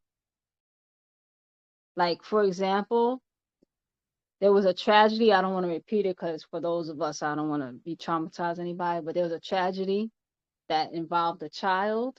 And I just remember a very common narrative that I kept hearing is that it's the parents' fault. It was no compassion about, oh well, at least it's not my child, or I'm better than their parents. So it's like, where's the soul? You know, I just didn't hear any in that type of response. All right. So the inability to feel, a lot of times we create these walls, and actually physical walls can start being created in our own bodies, and certain connections can't be made. Now we're not in that divine state anymore. All right. So to 314 in Mubanu whites, those chemical keys are not found. And this is why people of color are more nafai or spiritual and much more tata, but emotional, rhythmic, masakil or musical, and colorful than whites.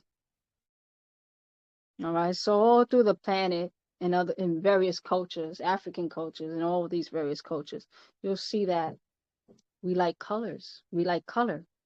We decorate our homes colorful. All right.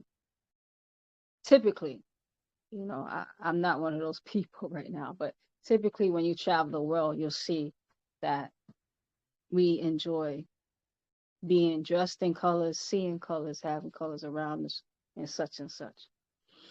All right, and the way our music is. So these are some of the crucial parts of the Kamem Salal black race, where melanin is identified in Mukmamu, blacks first. 317, black nappy hair, Kamem Wabar. Black skin, Kamem Bashar. And black eyes, Kamem Ayantwi. All right. Now we're talking about us at our root, not what happened to us. Because some of us now have light brown skin. Some of us have hazel or even green eyes now. And some of us no longer have black nappy hair. Some of us have wavy hair. All right. But at our seat, at our root,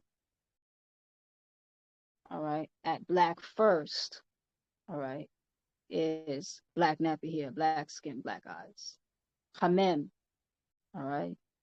Your 320, your eyes contain melanin in the retina. Without melanin in the retina, in our eyes, we wouldn't have black and white vision at all. All right. So everybody, even lighter eyes, they all have melanin in the retina, because you wouldn't be able to have any kind of vision without it. Now, you might have low amounts of retina, low amounts of melanin or higher amounts. But your eyes itself wouldn't be able to function without melanin. And now to be, you were graced with having the most abundant amount. All right. Now, when you know how your body works and you know how anatomy works, that's why Bible says study anatomy. Because when we know how things work, we are more likely to respect it. But a lot of times we don't know how things work. So we have a certain amount of ignorance and we misuse ourselves. All right. And we misrelate. So you have a beautiful dark eyes that function, all right, in the most supreme state, and you're gonna go get blue contacts. That's kind of a sign of mental illness. So 321, Lawan color vision is also by way of melanin. All right. So you need to be able to just see black and white, you need melanin. And to be able to process colors, you need melanin. All right. Because you have cones and rods in your eyes. Cones deal with colors, and rods deal with shapes, lines, and stuff. And they both need melanin. 322. So we're going to read as much as we can today because it's a long scroll. I would love for us to finish this tomorrow, and I think we will. So we'll read for another hour. 322. It's the black and white vision production of the rods that those chemicals are actually rejuvenated and re-energized by the melanin layer of the retina that sits right below the photoreceptors, so that you see primarily because you have melanin in your eyes to rejuvenate the whole sensory system. So make note that eyes that are zarek blue, kadar, green or hazel, or samar, that's brown, or rumad, and rumad, that's gray, all need melanin. The colored part is covering the iris. So all eyes with color have melanin. If not, they will be blind. All right. So if anybody's eyes is working, regardless of how light their eyes appear, you know that there's melanin in there. All right. Because without melanin, we would be blind. And in actuality, a lot of people with very light eyes, they do suffer from various forms of vision problems, but they still have enough melanin at least to function to some degree. All right. So now, Nuwapians, make notes that there is no such thing as genetic zarek ayantui, blue eyes. 325, blue-eyed people really have no blue coloring in them. Inside the color part of the eye or the iris are layers of tiny, almost colorless folds. The folds are just the right size so that while other colors are absorbed, blue light bounces around those folds and bounce and back out. Some people's folds don't bounce as much as blue, so their eyes look ramad, gray. All right. So gray and blue, for example, they're giving off more of the reflection, so it appears blue, but the iris color itself is not actually blue. All right. Dark-eyed people have pigment, which are tiny bits of lawan color inside the folds called melanin. So now we know that the folds itself are actually colorless, and it is melanin that pigments it. All right. So the more melanin in the folds, the darker the eyes. All right. So we can see the appearance. So that one is appearing to be gray. That one's appearing to be blue. But if you look really closely, and if you were to really study their eyes really closely, you'll notice. All right. And then the eyes get darker. All right, in the appearances. And then green eyes, I was learning about that. Green eyes have a little bit more melanin, and sometimes it's interacting with the collagen, which can sometimes appear a little bit yellow, and then it makes that appearance. So it's all the way the various chemicals are appearing and the structures, the physical structures themselves. So in fact, their eyes have little melanin. So all bounce. So yet, Hasmuni. So in fact, their eyes have little melanin, yet also bounce small amounts of blue light, which makes their eyes look green. So in fact, blue eyes are only an illusion. Their real eyes are colorless. 333. 333. Laben Shakasu, white people, means white person, colorless creature. So Nuwapians of Unuwa, black people, know this actual fact about white people. They have pigments in the fundus, the interior portion of the eye, all right? It's called the fundus. That portion of the eye that has the most accurate vision receptor. And as a result, they see their best in Hamir red lights, a sort of light represented in caves, twilight, and during falling snow and night walkers. All right. So now you see why in the party they like to put on a red light and everything like that, because really they're making the environment conducive to their own existence, because blue eyes will see better under red light. All right.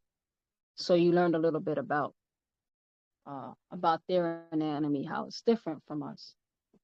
So also note that the pineal gland, which has been explained already herein as a modified eye, secretes much more pineal hormones in blacks than all colors. 336. Make note of this fact. Carbon element number 6 or C6 from the Latin meaning carbo or coal from the English cal meaning black or black combustible material, combustible mineral solid, and carbon are non-metallic chemical elements. The fact being a black substance, the fundamental building block of all life on Earth. The 5 basics are hydrogen, which has 1 value on an elemental, helium, which has 2, He2, carbon, which is carbon C6, and nitrogen, which is N7, and oxygen, which is 8. All right, 08. 338. As you see the number add up to 24. So 1, 2, okay, so that's hydrogen plus helium plus carbon plus nitrogen plus oxygen, or we take their values. 1 plus 2 plus 6 plus 7 plus 8 equals 24. Number 24 as in 24,000 genome, 24 hours in a cycle of night and day, 24 miles circumference around the planet, 24-year equinox, 24% of the universe is dark or black matter, and 24 of the chromosomes are and 24% of the chromosomes are active, always active. All right. So now we're linking 24 with all those things. Now we're linking it up with 24 chemicals. All right, as the building blocks of all the various forms of life on planet Earth. All right. So this planet is zone 24, such as Earth's moon, which is 250,000 miles away. And a child in the womb becomes conscious at the 24th week. All right, so that's where we're giving birth to consciousness now in our mother's womb. So consciousness stays, it starts way back in our mother's wombs around the 24th week. So 4, 8, 12. So that's 6 months. All right, which makes sense because a child that's premature has a very high survivability rate as long as they're born after 6 months. All right. So you start fine-tuning your consciousness, all right, in the womb for the last 3 months. So from 6 to 9, you're dealing with the development in your consciousness, which is interesting because remember, you need at least more than 7 ether to go to other levels as far as potency goes, not species, potency. All right. 340. Carbon is the 4th most common element in the universe, just as light is nothing to darkness. Within the atmosphere is light limited. Outside darkness is unlimited. All right. Let's stop there for a moment. Well, let me read this other one. 341. Just as 24% of this universe is dark matter, and 76% of it is dark energy. Fatah, natural nature, has well planned this plan it, or plan ET, and its layout. All right. Now we're going to journey the cosmos, our solar system. We're going to journey the periodic table of elements. Now, before we do that, let's open the floor. If anybody has anything they like to say that you're stimulated with, question you might have, or something that you think can help us, if you share it with us, feel free. Or if not, we'll just continue reading. So, periodic table of elements. And also, if you're sparked while I'm reading, just feel free to let me finish the verse first and then just say Hasmuni and then open it up. So feel free to unmute at any time. All right, so the periodic table of elements, and we're going to journey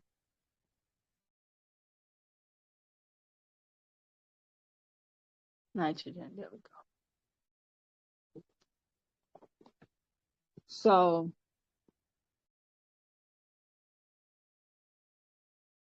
this is actually good to have it kind of framed in your house. So this is the building blocks: hydrogen, helium, what is it? Carbon. Carbon is 6. Yeah, there we go. There we go. All right. So, there we go. Hydrogen, helium, carbon, nitrogen, oxygen. What's the 6th one? There was 6 of them. No, it's just 5. Okay. So those are the 5. And that's the building blocks of everything that all forms of different life. And now the Yaruk moon is 240,000 miles from Earth. All right. So it's not lined up like this. We just kind of put it like that. But you kind of get an idea of just the divine balancement with our solar system and pretty much the multiverse all around us and the elements themselves. So Shamash, we're going to go through our solar system. Shamash, we're going to start counting from the sun. So the sun is Shamash. And we're naming them in order. Mercury will be the first planet, also known as Zabak, Mercury. And then comes Canas, also Venus.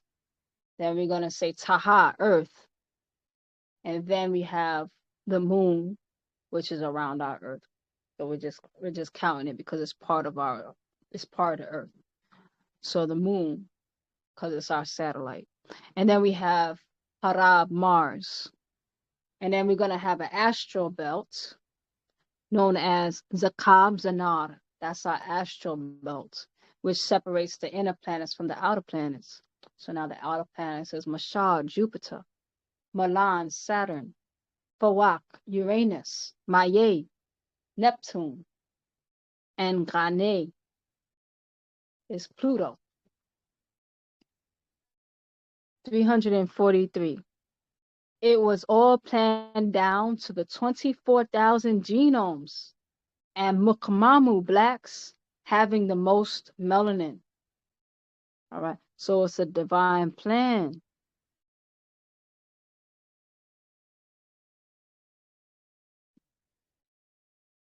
All right, because it's all part of the same story. All right, from that point in another scroll, Baba calls it the point of singularity. And that's why Baba says, hold on to the rope. The point of singularity looks like this, which we saw. Let me see. I don't need to draw it because Baba already has it in this book. Point of singularity.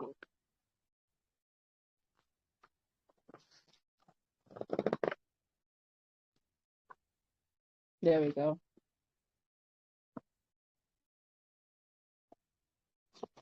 All right. So in Pagatut's scroll, you'll see this depicted with a little less detail, but it's called the point of singularity. So now you see that original point, and then all growth, expansion from that, all the way down to our personal existence. And that's why Baba says. That's why Baba. I just feel something. That's why Baba says, hold on to the rope. Now we know we're talking about that genetic rope, and never let go. Because when you hold on to that genetic rope, you're holding on to your reasonability, your sense and sensibilities, and you never break that rope. And there's been so much that has come to distract us and interrupt us, but we come from the natural growth cycles through space and time. All right. So let's continue. So it was all planned down to the 24,000 genome, and the Mukmamu blacks having the most melanin. Melanin is ever more present in the inner ear of the inner ear nucleus. 345. And it is present at the end of the auditory nerves that extend from the ear at one side of the brain to the other. That is why we Mukmamu blacks hear Masak music unalike Murbanu whites who only hear high-pitched sounds are not able to keep up with the low drum beats needed for rhythm and rhyming. All right, so now you know. That's why they love that high-pitched music. That's why they love soprano voices. That's why they love everything high, and that's why they have our brothers singing like teenage boys. They singing falsetto, all right, to raise their register, because naturally, although things have changed because we're mixing a little bit more, that we have deeper voices, all right. But we do things to appeal more and more to the Caucasians, all right, mainstream. Listen to our music today and listen to our music from a couple of decades ago, all right. And when we break mainstream, that means we make it more appealing to Caucasians, all right. So, in essence, giving up our soul, all right. So, also 345, as we're learning about the melanin in our inside of our ears. So it's not just about your skin. Now you're learning that every functioning, all your glands, all your organs, your very nervous system is all needing melanin to sense the world around it. All right. So now we know Caucasians, yes, they have it. They have melanin, just not as much. Because if they didn't have it any at all, you wouldn't be able to function. So anybody who's able to function to some degree, whether lesser or greater, you know that melanin is involved. All right. 346. 347. That's why they can't rakas dance to the beat of real music and must create fake beats and move up and down to or stand still or only move their kadamats feet. Their eyesight is bad and their hearing is also bad. All right. So Bob is letting you know that the reality is that they don't really hear the music that you hear. They may not hear all the tones in the music that you hear. You can hear a more complete song than they can hear. So they're dancing out of rhythm. All right. They're not sensing and they're not uh, picking up on all the movements of life because of that. All right. And also 348. And the melanocytes, which migrate out of your brain and populate your entire skin. These are very important because they actually secrete melanin into the bloodstream. All right. So the melanocytes don't just send melanin to your skin, the melanocytes also send melanin to your blood. All right. And I'm very grateful as I'm learning about melanin because I'm a kind of woman. I look much better when I have more melanin than times when I don't have as much melanin. When I sit in the sun, I look better. So I've been a little sun deprived. I'm just making sure everybody, can y'all hear me? Roll back to a. All right, Bazamaltat, my beautiful. All right. So yes, so melanin definitely activated. I look better. And I realize that it's great even when I'm sun deprived. I've learned ways to stimulate melanin production so I don't get as pale in the winter. I mean, it is best to be under the natural sun, but certain things, taking baths, I found helps to stimulate my melanin. All right, these are little tips because we're all melanated in this group. That has been very helpful. Eating properly has been very helpful because you can synthesize different parts of your body. All right, that helps to produce melanin. So all those things help to help keep the melanin stores. And also what's great is that when we tap into the sun, we could store this energy for later and tap into it as needed. And same thing with chanting. When we chant in our tones, we we hit the right tone, as it's explained in our tone wavelength A, we can put some of those stores away for later. And also in the breath book that's explained, you can do that through your breath too. Because if you breathe into a rhythm, you start charging up your organs. You can take those extra stores that you don't need right now and store it away for later, and you could tap back into it as needed. So there's so many tools that we have been given, and we're very fortunate to have all these working components on our bodies to help heal ourselves as needed. 349, melanin in motion into the demand blood to organs all over the Khatat's physical body. 350, Nuwapians, because of melanin being in the skin cell as an umbrella over the nucleus of skin cells, and this protects the nucleus from being directly bombarded with ultraviolet light. Ultraviolet light strikes the DNA that is present in the nuclei. It can denature the DNA and destroy the DNA. So now you know, without melanin, this is one of my favorite parts because I happen to take this for what I specialize in, skin. That the ultraviolet rays actually scrambles DNA without melanin. So melanin is actually considered a converter. So it converts the ultraviolet radiation and it puts it into a form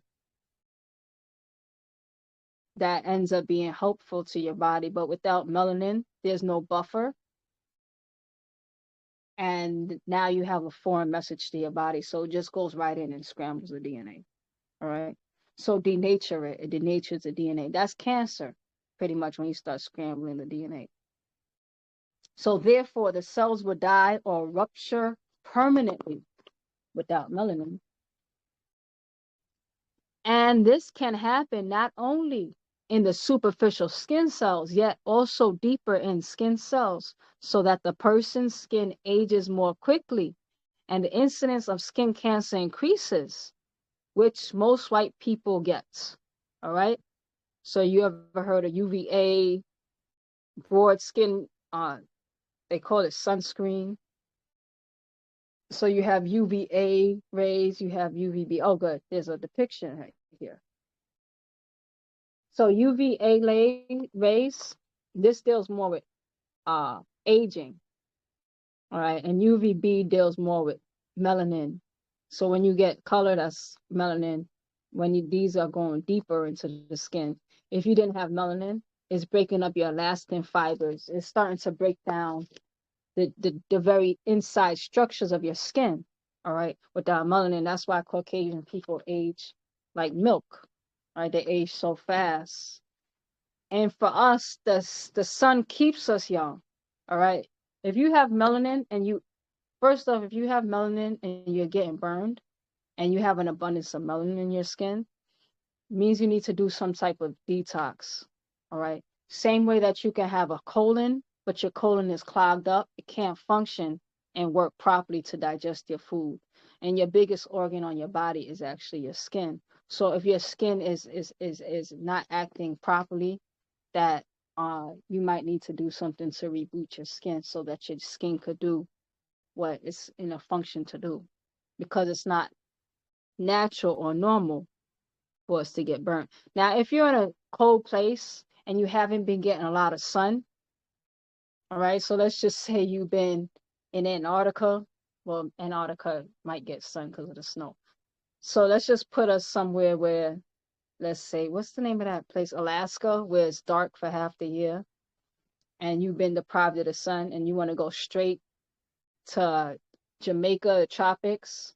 You might want to ease yourself, spend a little bit of time with sun in a day and increase the time, because it's like being in a gym. So your body can do it, but it's been kind of in a dormant state. So you let your body wake back up rather than shocking the body. All right. Sometimes that's helpful. So, and then slowly but surely your skin can keep up. And then you just go about your life as if you've been in the sun your whole life, but you might want to ease yourself. So 355, be it wabar here or jasad flesh, ayantui eyes, ears, pa akal the mind, pa damam the blood, melanin plays a very important central role, which is just beginning to be appreciated. All right. So for your blood to function properly, now you know why they put the blood banks in our neighborhoods. We need some plasma. They put it in the black neighborhood. Now you know why, because there's a higher concentration of melanin in the blood. So now the blood can function, because the blood needs a certain amount. There's so many components to the blood that depends on melanin to help its functions. All right. Central nervous system inside your ear, inside the way your eyes are working. The true knowledge of it and how it relates to the Laben whites and Kamem black, Salalat races have been, for the most part, suppressed to maintain by whites the mythological inferiority of black Africans as part and parcel of racism. All right. So the only reason why this is not mainstream, well, it is mainstream, but it's kind of kept, it's not made a bigger deal of, is because of racism. All right. And now that all the facts are coming out about how the importance of the way that we're actually put together and the deficiencies of not being put together a certain way, all of a sudden the new racism is race doesn't matter. All right. Because as long as the lies were supporting white supremacy, it was all about race. Now that the truth is coming out about the functions of how people are actually put together and what's needed, and how our systems are actually different because of it, now they just want to be like, because it's not in their favor, let's just ignore race. We all bleed red, right? But in actuality, so do cats and dogs. Cats and dogs bleed red too. And they don't say we're all the same because we bleed red. They're still different by their very nature. So we suppress to maintain the mythological, the mythological inferiority of blacks, right? So now we can just go over the UVA. So you see the UVA rays. What can it affect? It can affect your sweat glands. It can go deeper into your collagen fibers. All right, down here is your fat cells. All right, and it can go as deep as that. So these rays, the UVA rays, penetrates the epidermis and are dispersed in the dermis. Prolonged exposure to the sun, talking about, shrinks the collagen and elastins, causing the epidermis top layer to sag as a result. So now you have accelerated aging and wrinkling. All right. That's not something that we have to really worry about unless we're abusing our bodies. All right. Or unless we're very mixed. All right. What else can happen? Can penetrate. So UVAs can penetrate the clouds and it can penetrate glass. So as you're sitting inside, the UVA rays goes right through your window. All right. And tanning beds primarily use UVA rays. Now we have UVB rays. UVB rays, these rays penetrate the epidermis. All right, so they both penetrate the epidermis, but they're not as long. It stimulates the production of melanin, resulting in freckling and suntan, as well as redness and sunburn. So UVB, if you want to remember, B is for burn, A is for aging. All right. So for us, we don't burn because what happens is the way that they explained it, is that your melanin, when you start to get a tan, that's actually an immune system response. And you keep tanning, that means your immune system is strong. Once you start burning, that means your immune system can no longer keep up.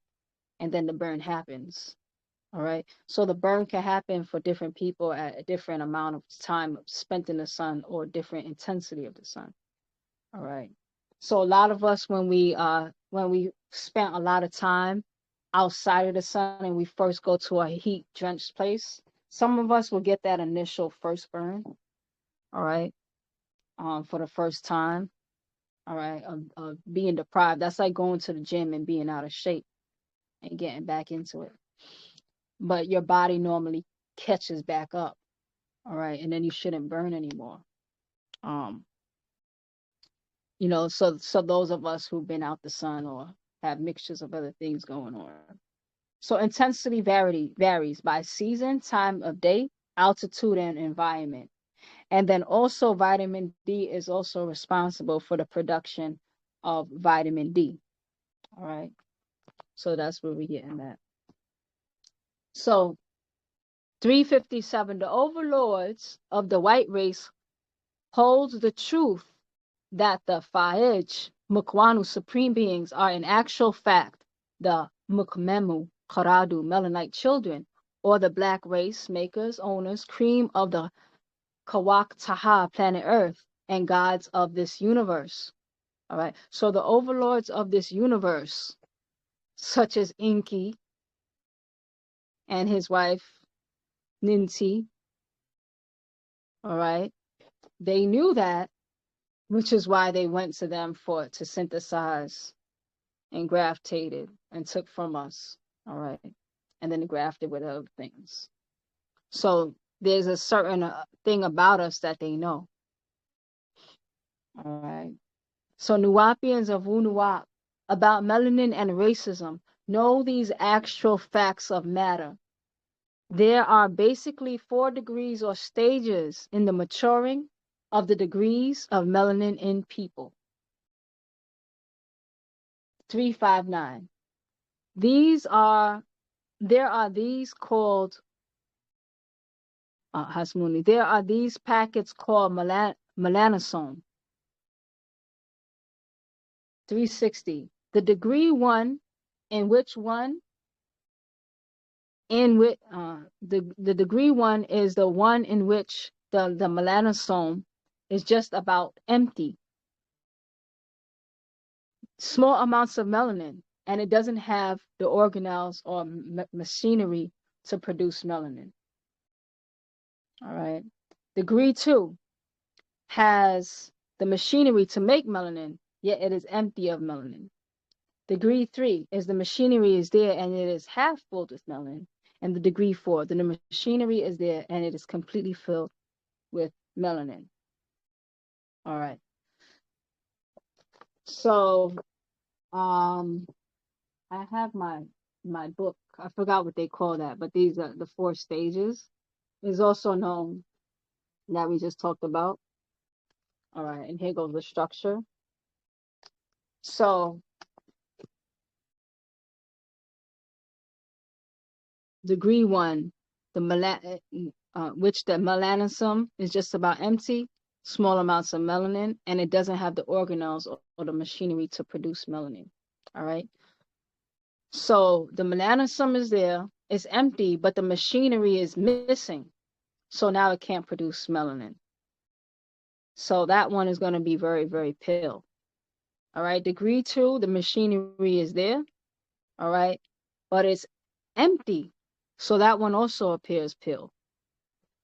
But this one probably can, the first one is just going to burn in the sun. The second one is empty. It will tan slightly, more than likely, because the machinery is there. It can respond, but it's just empty. And then the third one, the machinery is there and it's halfway full. So that's known as like Middle Eastern skin on that scale. I forgot the official name that they use in the beauty industry. And then degree 4, that's Nagaru. All right. And the machinery is there and it is completely filled with melanin. All right. So I haven't had much sun. Well, I've had some sun, but I'm not like completely pale. So it stays full, even in its resting state. Even in the resting state, there's still melanin present. All right. So that's the stages of melasome.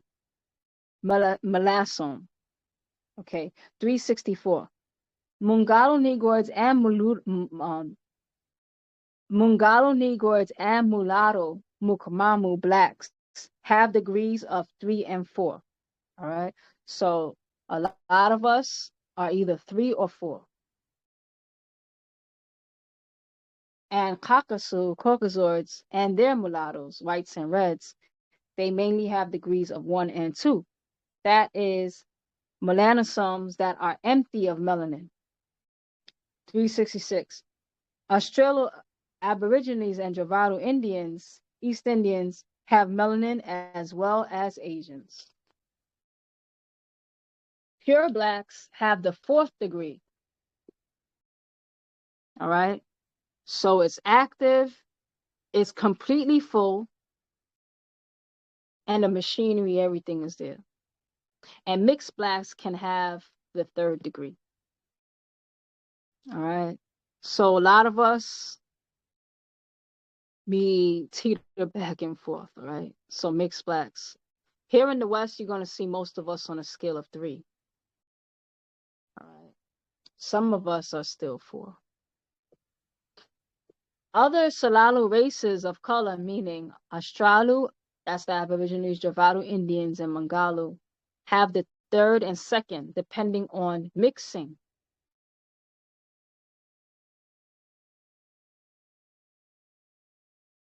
The Latino will have 3rd and 2nd, also depending on mixing. So neutrinoids, let's say Latinos, neutrinoid. Depends on what you got going on. All right.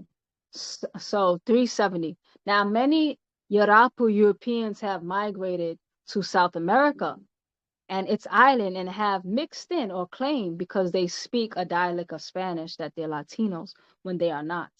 Many Yarapu, interesting thing about Europeans migrating to South America is, you know, that after World War II, yeah, with Hitler, a lot of the Nazis moved, they left to escape being held accountable after, after the war crimes. They went to South America. So majority of them went to Argentina and also Brazil. All right. And now they're Brazilian. So that's since 1945. Now they're no longer German, right? So the reality, just because you learn a language, all right, and you move your place and you move to another place and you speak another language doesn't mean that you are no longer of that race anymore. But Bobby said that's what a lot of them did. And then when you do a little research, that's what there's a movie called Boys in Brazil, and it depicts a lot of experimentation trying to resuscitate the Hitler gene, all right, and the experiment taking place in Brazil. 371. Many Arapu Europeans invaded South America and those islands, who many descended from the migration of Asians eastward to North America, Canada, Alaska, and South America and the islands. All this mixing results in crossing between degrees of 1 and 2. All right, degrees 1 and 2. So that's how a lot of Caucasians were able to move up the melanin scale. All right.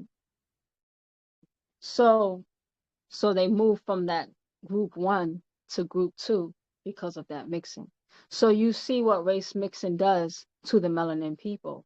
All right, it drops us down and raises them up. The white race knows that they need melanin to Shawuf see, to Shamua hear, as well as feel, and affections to have more than just animals' instinct. They know that. And there's another thing that they take, melatonin, not melatonin, I forgot the name of it. Melanotin. Yeah, melanotin. Melanotin is an artificial melanin injection that a lot of Caucasians, they were taking, and then they noticed that they was able to get so much melanin in their skin. But one side effect that they note with that is it also acts as an aphrodisiac for them. So they enjoy sex more. Why? Because they have more feelings. And in reality, Caucasian people, they don't really enjoy sex. That's why they have to do all those extreme things to feel. They don't enjoy the natural feelings. So that's why they have all these unnatural sex acts. So they can substitute what they don't feel with adrenaline. So they can feel something. So 374. In their past, they thought that eating black people gave them melanin. The result is you see them today with the same physical reactions of cannibalism. Today, many whites get Parkinson's disease or Alzheimer's disease. All right. So Parkinson's and Alzheimer's disease is actually linked to cannibalism. But what was interesting is a new finding that they're finding about Parkinson's and Alzheimer's is that they realize that, well, it's kind of a newer study that they're finding about it. So it's still in the works, or what they're sharing, because they probably already know. That Alzheimer's may not actually have to do with degeneration as much as they thought, because they found that Alzheimer's people have plaques on their brains. All right. And then when you think about when you consume a lot of meat products, it can deposit plaques in your body. So now we can see the effects of eating people and the effects long term on the behavior of what's going to happen to your brain, the fate of your brain. So 375. They will never admit to this fact that their Salafu ancestors, according to their Bible, were cannibals. And now in their final hour, after 6,000 years, many of the diseases come from their past. So they mix their seed every 400 years. 377. Once they left Yarapu, or Europe for America, they knew they would die out if they did not get melanin, being they were hemophiliacs. This is to say they lack hemoglobin in their damam blood, the red coloring matter of the blood corpuscles, being descendants from the Cro-Magnon with negative blood types. All right. So just so you know, Rh negative and Rh positive. The Rh positive is an actual kind of protein that sits on the red blood cells. So people who are Rh negative, they lack that specific protein. But that protein helps with the functionality of the blood too. That Rh factor is actually very helpful. Now there's other kind of proteins, like you have the A protein, you have the B protein, you have many different kind of proteins. All right. But the Rh positive protein is actually really helpful with the hemoglobin. All right. So they lack the hemoglobin in their damam blood, the red coloring matter of the blood corpuscles, being descendants of the Cro-Magnon and the Rh negative blood types. All right. So you have normal blood type and you have hemophiliac. So they're going to give an example. So the normal blood has a natural clotting factor, so you can make a stronger platelet. So you need the platelets. If you get a cut, that's why you don't bleed to death, and you get a scab. You can thank your platelets. All right. So a person with hemophiliac, they lack that clotting factor because they have a very weak platelet plug, and it can't really form without outside help. So they can bleed to death. And then also, normal blood has a stable fibrin mesh, a form that seals the clot over the platelet plug and stops the bleeding. A hemophiliac has an incomplete fibrin mesh, and it allows the bleeding to continue. All right. So that's like a matrix. So think of like your blood can make a fibrin mesh matrix, and that will go and seal as well. They have a hard time building that matrix. So hemoglobin molecule, heme, red blood cell. All right. So we're just looking at how blood is put together. Each red blood cell contains several 100,000 hemoglobin molecules which transport oxygen. Oxygen binds to heme on the hemoglobin molecule. All right. So now you see this is carrying oxygen to that. All right. So that's the hemoglobin in the blood. So now you see what the hemoglobin molecule is doing. So hemophilia is a hereditary disorder in which the blood fails to clot, the lack of plasma in the blood for clotting and healing. And where are the plasma clinics? They're in Nagaru neighborhoods. And I know somebody who sells their plasma to make a little money. It's actually kind of sad. And in the 1980s, Haiti was actually America outside of the Black people here in America. Haiti was America's biggest blood supplier in the 1980s. Without the Haitian people necessarily knowing, their government used to sell America's Haitians' blood to America. All right. Or make agreements, and it include their agreements. Part of their agreements included blood, and that was under the Baby Doc administration in Haiti. So 379, whites came to America with this Marat disease and knew they needed to rape the American Indians. When that failed, because they gave these mixed Asians who also have Rh negative blood types disease that killed them, they knew they needed a much more melanin. Only original Native American blacks and the pure Afafre Ka'ahu Africans had this. All right. So you had some to explain what this is talking about. You had some Native Americans that was already here, all right, because Africans came to America, and then later on the Orientals also came to America, all right, and then they created a mixed being that was here, and some of them didn't mix. They mixed to varying degrees. Some of them didn't mix, all right. So you have some of them that are mixed, but the original Native Americans were actually African, and then the natives, then the Orientals came. They mixed in. So the Caucasians, they found that the mixed versions, it wasn't. They were killing them off more than healing them. They wasn't really healing from mixing in with them. They were more killing them off. So they said we need a stronger source. So they went more to the less mixed versions, and also to the Africans directly. All right, because their blood was actually able to. It was strong enough to handle all the diseases that these Caucasians were coming with.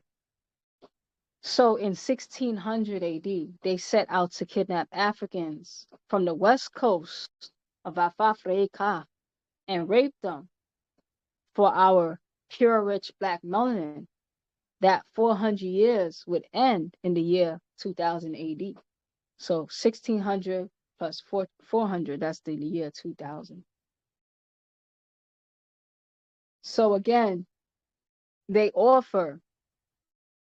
All right, so now it's the time of their dominion has ruled. Their dominion has ended. So that's why they resort to offering their women out now. All right, because they still need more melanin. They still need more. So again, they offer their Zazas Tatu women up for use and try to attract the African American woman to Euro American Zazazu men, only to get the melanin through mixing. Now being 4 generations have passed, they will begin to get sick, weak, and fade. All right. So they have our men chasing the white women, and now the women, our women, which I would say this is kind of a little bit of a new thing that's popular now. 20 years ago, we wasn't doing it like our men was doing it. Now our women is turning to Caucasian men. All right. So 383. Now that most people of color see the white race for what they are, bloodsuckers and killers of men of color, to acquire women of color, his end is upon him. All right. So they depend on us to keep cooperating to keep them alive. All right. So we should see them for who and what they are. All right. Which vampires. So you can only lose for where they're benefiting. Because you see, you were existing somewhere in the 4, they dropped you down to a 3 or even a 2. And they were down in the 1. They have managed to move up to the 2.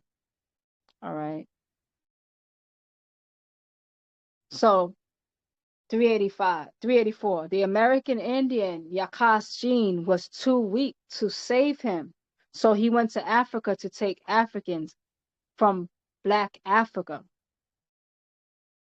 385. He could not survive this in Central Africa. The insects were killing him. The noble Gawas mosquito saved Africa from the evil race, white vampire race, seeking our pure demand blood. So now you know that the insect is a very sacred symbol for us. All right. In our tribe, and now you know why. All right. So the mosquito is very, very a sacred animal for us because it saved Africa. All right.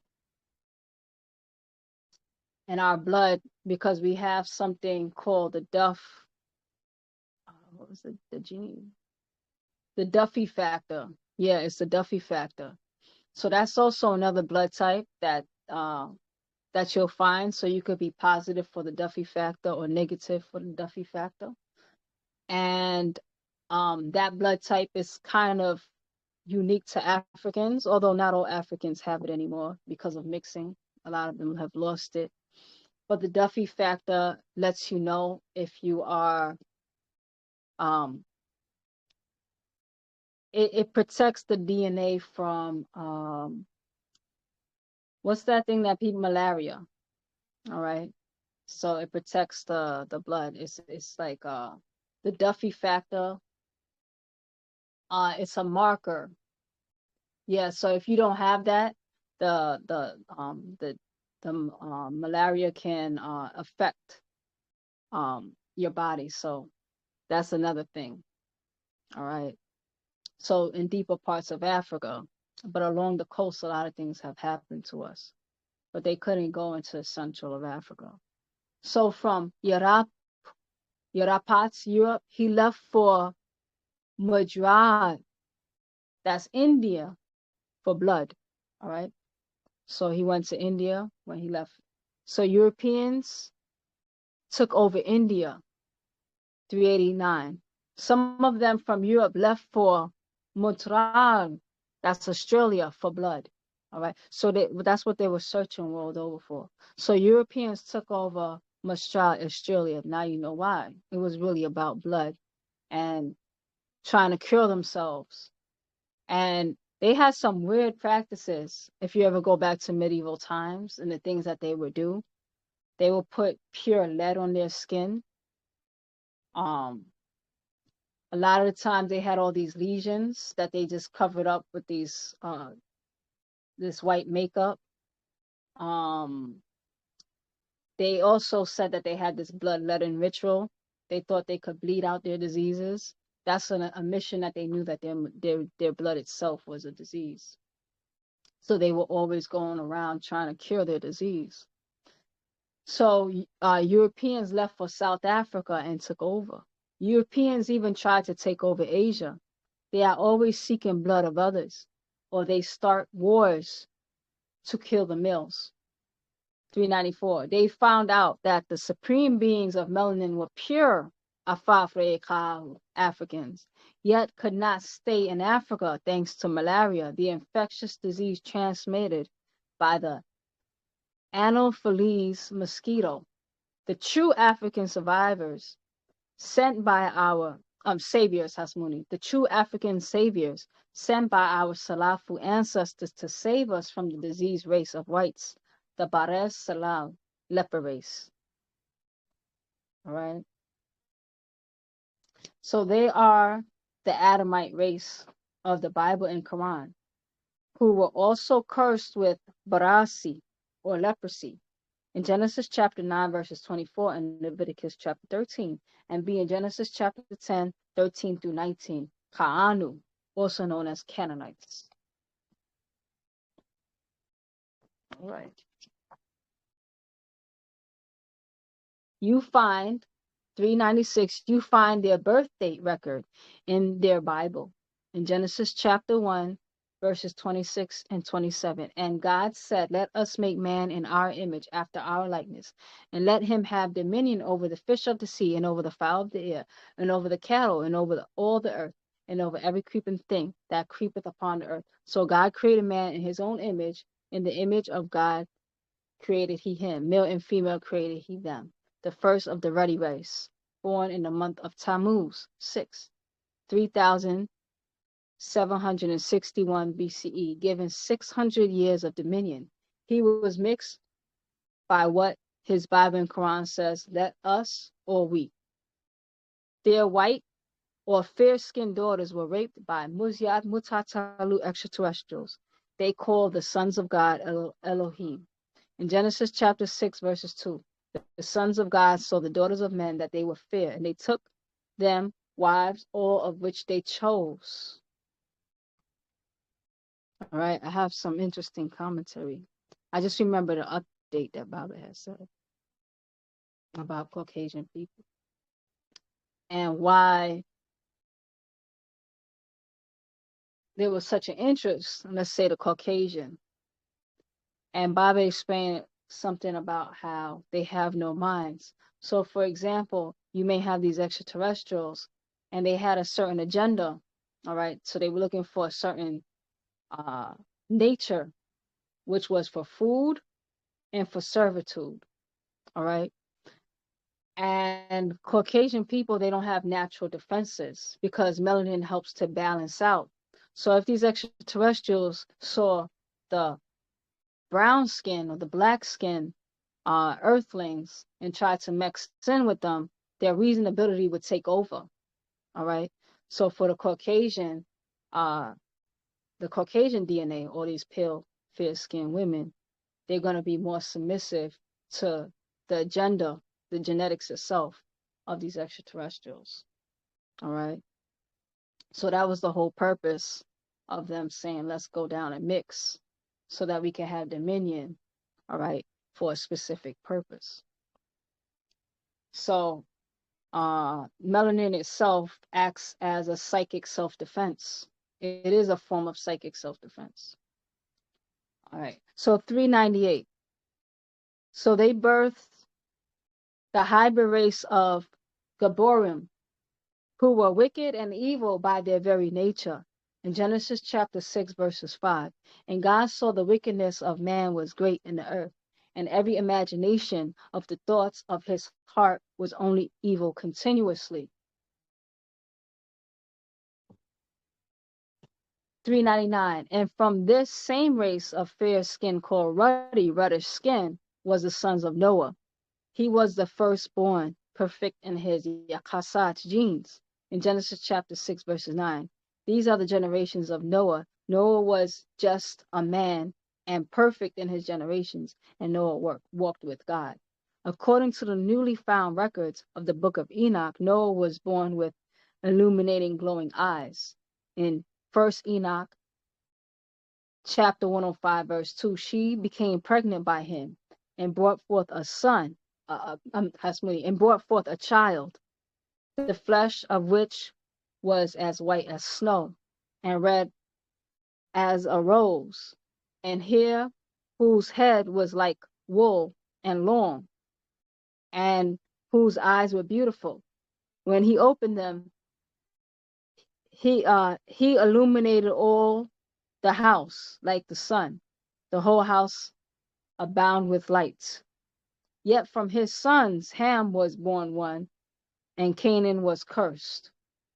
In Genesis chapter 9, verses 29, the curse was barasi, leprosy, from reddish to albino, white as snow, as you see Exodus chapter 4, verses 6, and Numbers chapter 12, verses 10, and Quran chapter 27, verses 12, and the Quran also chapter 7, verses 107 through 108.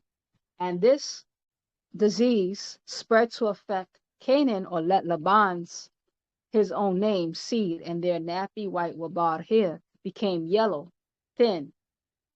Leviticus chapter 13 through chapter 13, 30 through 32, to blind straight, and it reads blind straight first. So it turned from hair to fur, from dark to light, all right, or to yellow. All right. And I knew somebody at one time. She had some type of fungus on her skin, and she had like a thick hair, and it made the skin turn a little bit like this rash on it. And then when you looked at the hair, it was thin and yellow. All right. But then she was able to get the rash to go away. So in Leviticus chapter 13, verses 30 to 32, it reads, then the priest shall see the plague, and behold, if it is sight deeper than the skin, and there be in it a yellow thin hair, then the priest shall pronounce him unclean. It is a dry scald, even a leprosy upon the head or beard. And if the priest look on the plague of the scald, and behold, it is not in sight deeper than the skin, and there is no black hair in it, then the priest shall shut him up, that he hath the plague of the scald 7 days. And on the 7th day the priest shall look at the plague, and behold, if the scald not spread, and there be in it no yellow hair, and the scald not be in sight, not in sight deeper than the skin. All right. So you have the priest doing a skin examination. And if you look in Leviticus and all throughout the Bible, they're always checking to see what's wrong with the skin. That's not something that's really common for us Nagaru, because that's not something we really have to worry about. But they still do that today, always going to the dermatologist. They get a weird little mole. They have to go look at it. Is it cancerous? Is it spreading? Is it going deeper? That's like what the Levite priest would do constantly. All right. That's not really that common amongst us, but it is very common amongst the Caucasus. And then the priests are seeing if it's going to be contagious, because that's why they say shut him up, or kind of like close him off to himself, quarantine him. And then after a 7-day quarantine, go check him out again and see what's going on with the skin. All right. And if you see that it has not spread and there's no more yellow hair in it, then that person is considered okay to be around again. So 404. These are the birth dates records of the Adamites' ruddy race from 4000 BC to 2000 AD. They're 600 years.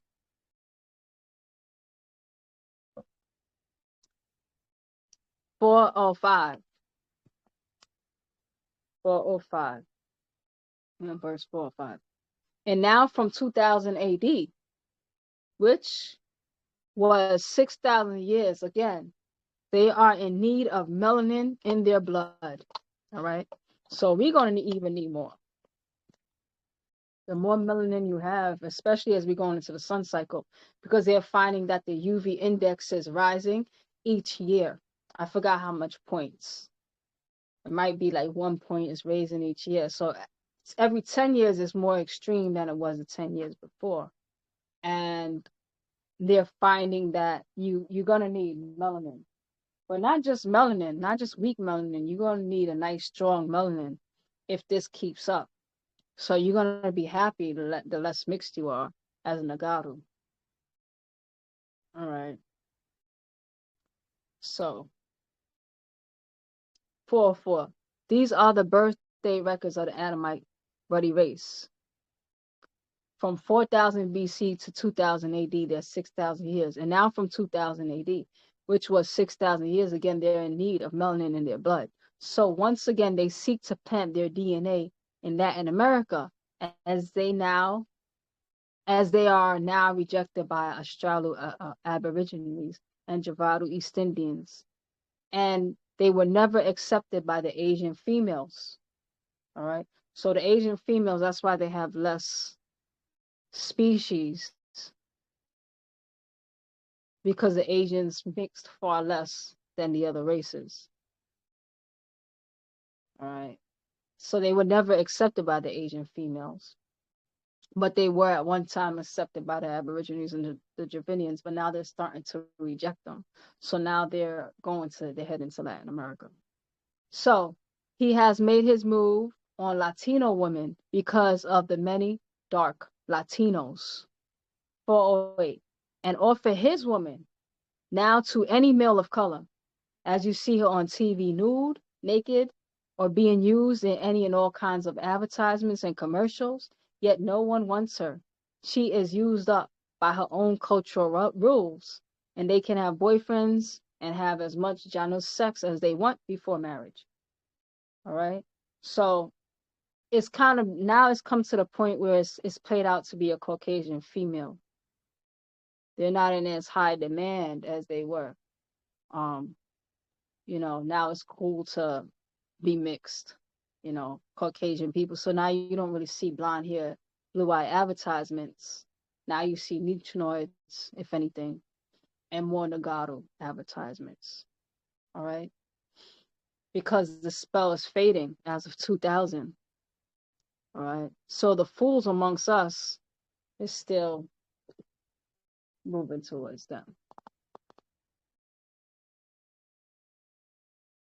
All right. So they pass their women off to all the other races while they're doing their best to move in on the various women of other races, because they know they need the blood.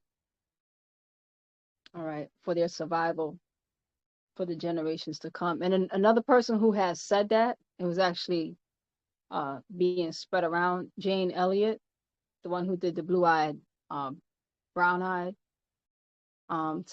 she was like, black people are very in high in demand because you're gonna need melanin to survive on this planet. All right. And then there was a bunch of Caucasian people saying why they choose to date interracially now. All right.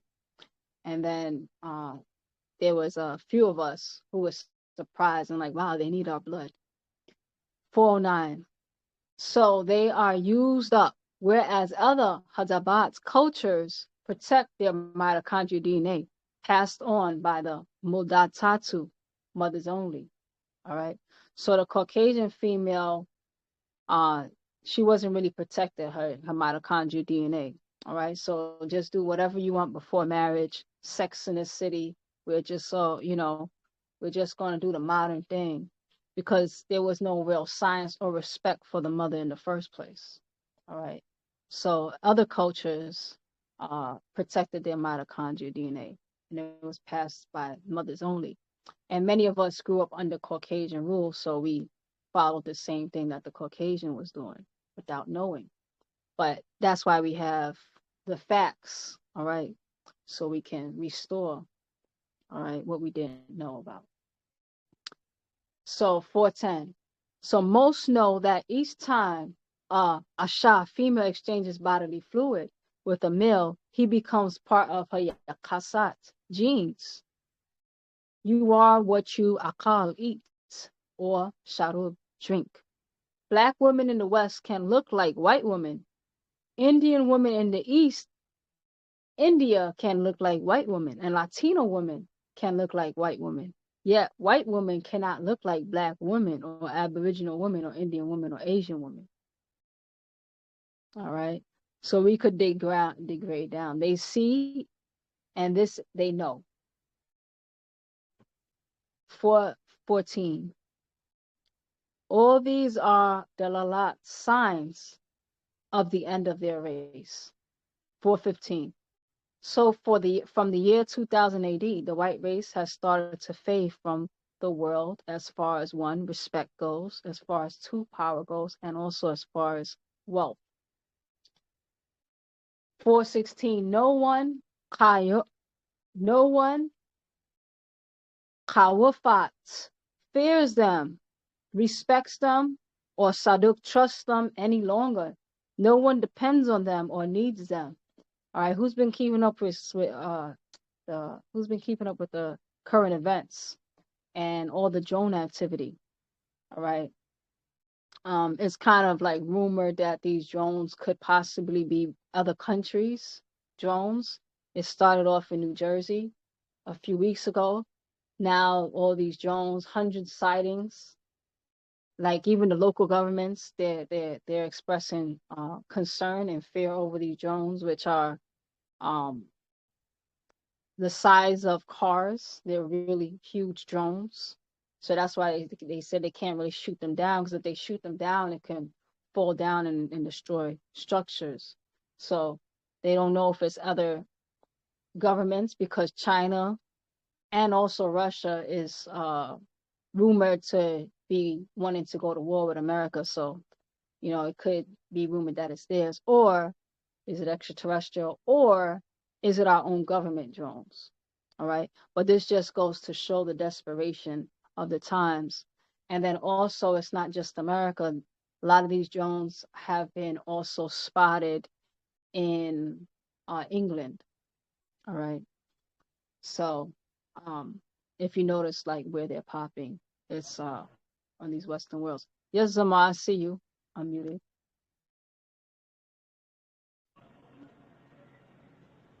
Rahubat. There's been drones also out here in Arizona. Nobody Oh. spoke about them, but I have seen them. I've seen Mm-hmm. them, and a few others have seen them, but it's a little different. There's orbs that's also with the drones, little amber-like orbs. Tower hat. Yeah, so now they're Mhm. talking about how they're starting to spot them across different states. So now they're spotting recently. How recently did you see that? Did you start seeing that? 2 days, two 2 days days ago, ago. around 2:30 in the morning, when I was in actually northwest of Phoenix, Arizona, I actually saw them in the sky. Then somebody else was actually recording them. Then when I went on TikTok, I saw quite a few people that was also recording them saying, "Hey, we seeing these in the sky." So I had. So yeah, so Hmm. they noticed weeks ago in the East Coast, but now they're saying that they have expanded the sightings throughout the rest of the country, and it's starting to be by the hundreds. But it's not just limited to here because they're complaining about the same thing in England. All right.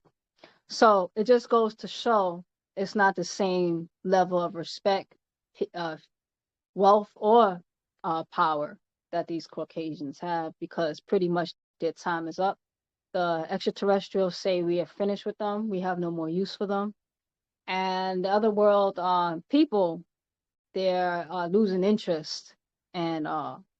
And even in the companies, if you want to sell something to people now, people are tired of looking at white people, to be honest. So in the advertisements, they want something with more melanin in it. So it's really signs of their end. So no one Hasmuni 417. They have abused all others, and now as their own Bible mentions in Revelations chapter 18, verse 2. And he cried mightily a strong voice, saying, Babylon the great is fallen, and is become a habitation of devils, and the hold of every foul spirit, and a cage of every unclean and hateful bird. From Revelations chapter 17, 1 through 18. Him and his witch of Wiccan is fallen, and there is nothing to prevent or change it now. So Nuapu Zazaz Tatu, Nuapian women, and all women of color, protect your DNA from Maradat, diseases. All right. So she's been sleeping with everybody, including her own man, plus her own start of the disease. And now that we know, we're being called to protect our DNA, because now we are determining the future. So theirs have been already determined, they're fading away. But ours is to be determined by the decisions we're making now. All right. And what can be salvaged, because Bob is our redeemer. All right. So a lot of us are being redeemed to redeem and heal that DNA. And it's all about the next generation. All right. As we read about in the lotus, sacred lotus of life.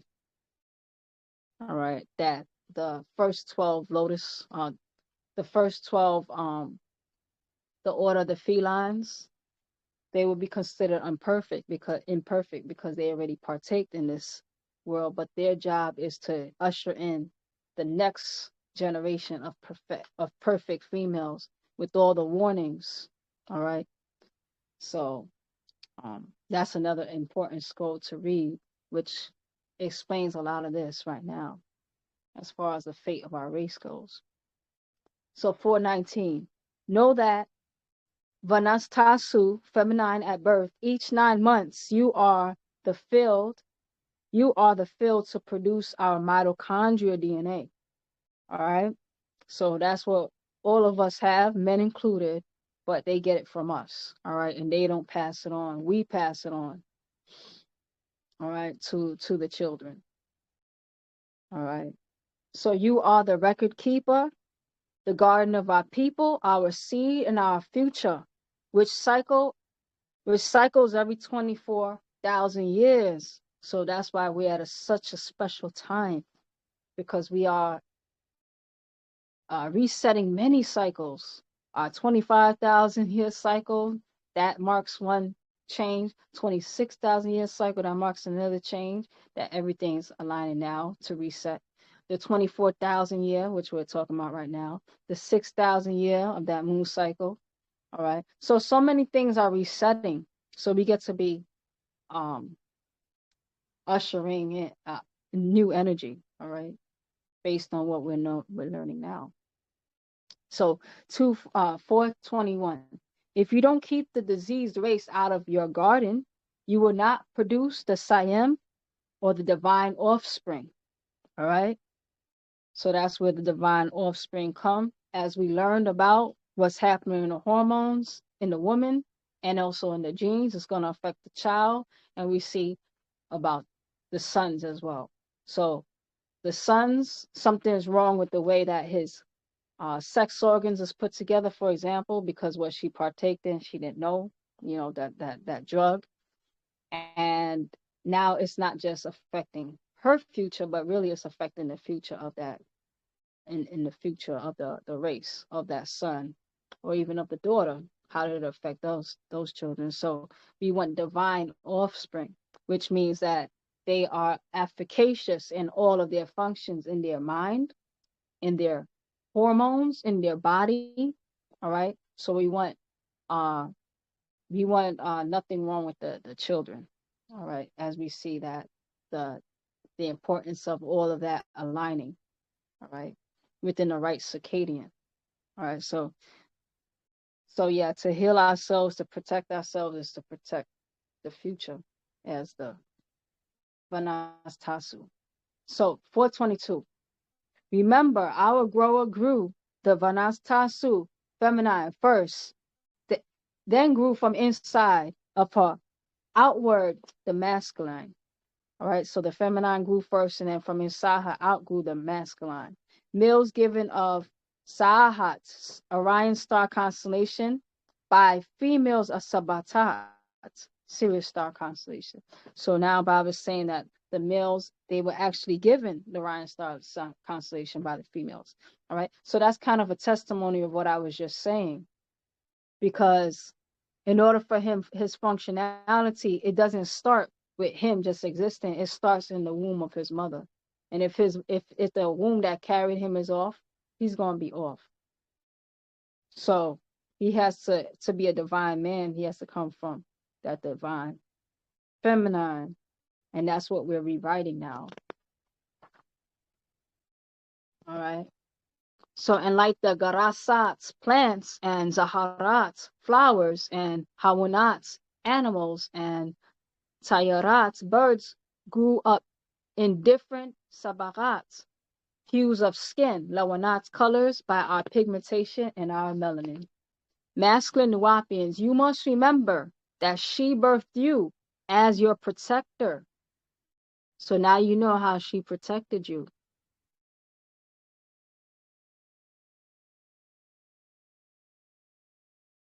All right. Zazaz man from Zazaz tat, woman. Ayash male from Ashah, female. You will not be respected by other races until you start to respect and protect Kamem Zazaz tat, black women.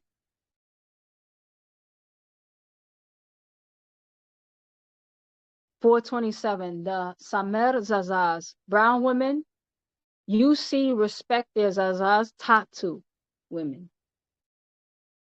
The Safir Zazaz, yellow man, you see respects their Zazaz Tatu women. Yet by accepting the Adamite Za'amat's religions of patriotism, the lie that women were taken from a man named Adam's rib bone, and that she was the first, and that she was the very first woman ever made, in Genesis chapter 2, verses 21 through 23, and named Eve in Genesis chapter 3, verses 20. And Adam called his wife's name Eve because she was the mother of all living. And they claimed that she was the mother of all living. So how are they going to call her the name? That there's a certain glitch. My brain just glitched.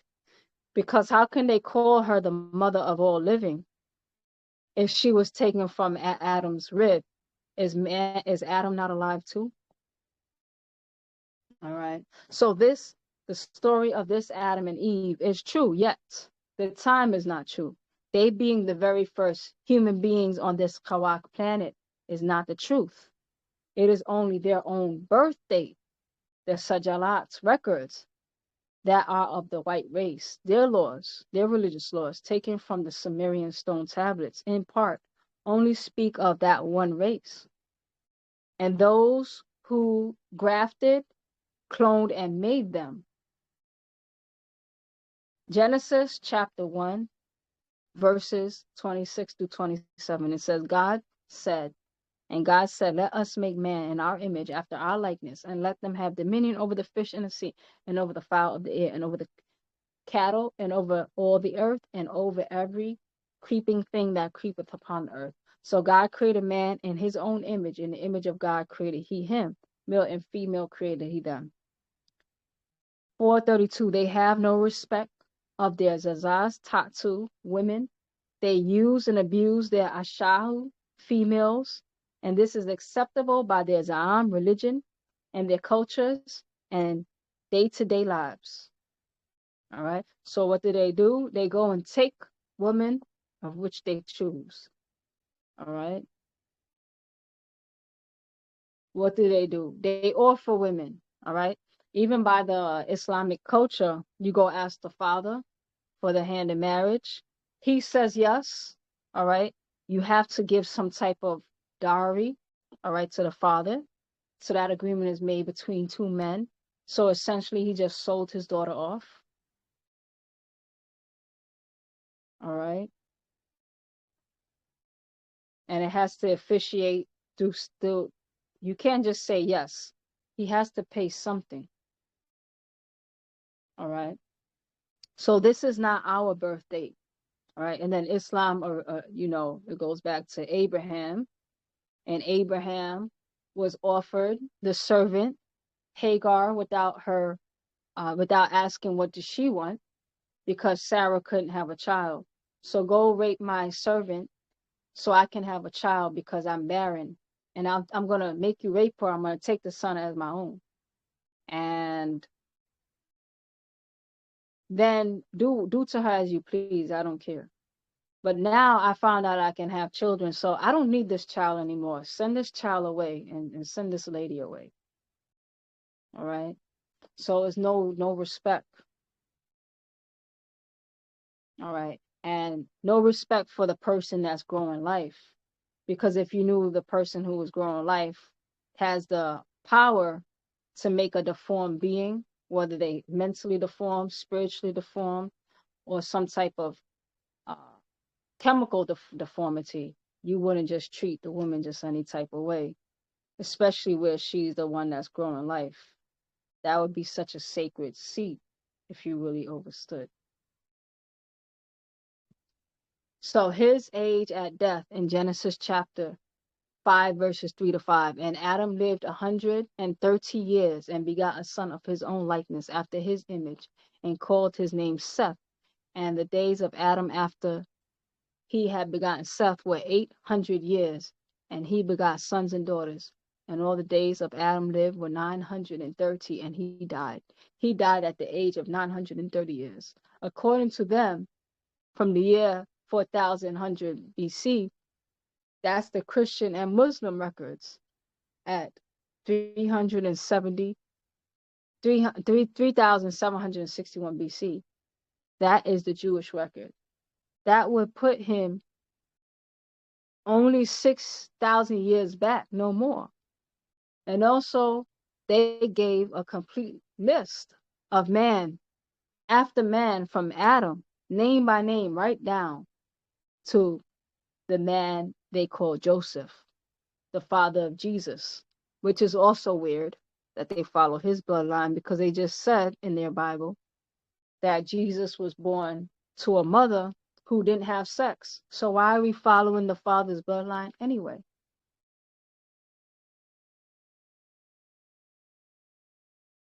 When that wouldn't be the biological father, so why are we following the biology of Joseph? 438. So that's such a disrespect of the woman in the first place. All right. So he's not even the physical father, but it's still his bloodline. All right. When in actuality, now we know through science that it's actually the other way around. It's her bloodline. 438. The Muslims' Quran agrees with the family line or people of the book of Genesis, chapter 5, verses 1. This is the book of the generations of Adam. In the day that God created man, in the likeness God created he him. In the Quran, Genesis, and the Quran 3, verses 33. Indeed, Allah chose Adam and Noah and the family of Abraham and the family of Abram over the worlds, the exact same name, the same persons. All right. So the family of Noah over the family of the worlds. So that again, that's a specific bloodline, not everybody's bloodline. 439, and we're gonna wrap up. We're gonna wrap up right after this idea. So 439, and we're gonna continue tomorrow at 12 p.m. Eastern Standard Time. 439. This line of man after man is also kept or recorded in another of their Bible books in Matthew chapter 1 verses 1 through 17, from Abraham to Joseph and the husband of Mary and the mother of Jesus. 440. The rule of natural nature is made clear from the very first Adam. The book of Job in chapter 14 verses 1 reads, man that is born of a woman is a few days and full of trouble. Born, birth, begot, conceive. To Jesus, Matthew chapter 1 verses 8 reads, now the birth of Jesus Christ was on this wise. When his mother Mary was espoused to Joseph, before they came together, she found she was with the child of the Holy Ghost. All right. So we're following Joseph's line throughout all the generations to go back to Abraham. Even though it says that she wasn't impregnated by Joseph, because it just said that she was impregnated by the child, the Holy Ghost. In Luke chapter 1 verses 31, and behold, thou shalt conceive in thy womb and bring forth a son, and shalt call his name Jesus, as it is recorded by the Adamite race. They, like all other humanoids, were born of a woman. All right. So despite life, it still needs to come forth via a woman, whether it's 6 ether or 9 ether. But they still don't respect their mothers. All right. And now they have us disrespecting our mothers, and in turn disrespecting our future and our very existence. 441. Yet in their Bible and Quran, they show no respect for their women. They ignore matriarchism. They use and abuse their own femisex or femisex. And she is a sex symbol to the world over, not to be respected. In Revelation chapter 17, 1 through 7, the great whore, a harlot. You must depart from their religions and their cultural way of life. He and his are only 6,000 years old, and you have to date been proven by actual bones found in Africa, from South Africa to North Africa, 9 million years old. It is, and they are ones of female, which by their mitochondrial DNA prove they're Africans, from whom all others come. So the oldest bones are not only African, the oldest bones are also female that they've ever found. All right. So that's a great place for us to conclude our scroll for today. And then we can continue the rest of the scroll, which would be very short time because we got through a lot of the scroll. I actually want to keep reading, but I think this is a great place to stop. So feel free to unmute if you have any questions or anything stands out or a takeaway.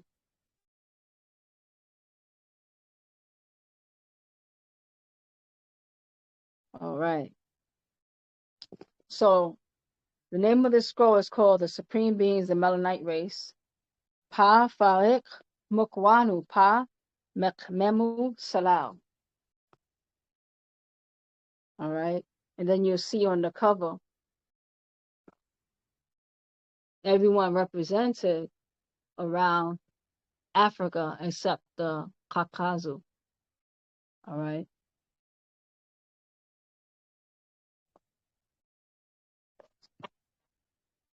and the different journey of our genes. So I think this is a great scroll as we taken away during our fast as well. So it's another great scroll to realize how you're put together. And fasting is a great way to reboot your system. So now you can visualize all the things that's happening. And I would recommend also to take time to revisit just pretty much your basic anatomy, your very genes, how you put together, and apply it visually, and also what you're doing in your habits, and that'll make the fast go a lot easier. All right, because that's the whole point of what we're doing. We're cleaning ourselves inside out and honoring ourselves right now to rebuild our willpower and our genetics and our self from the inside out and outside in. So feel supported in your fast. I appreciate everybody spending time. Hopefully this made the time go by for those of us fasting. All right. So tomorrow will be our day 6, and I look forward to seeing everybody. Feel free to unmute if you have anything to say.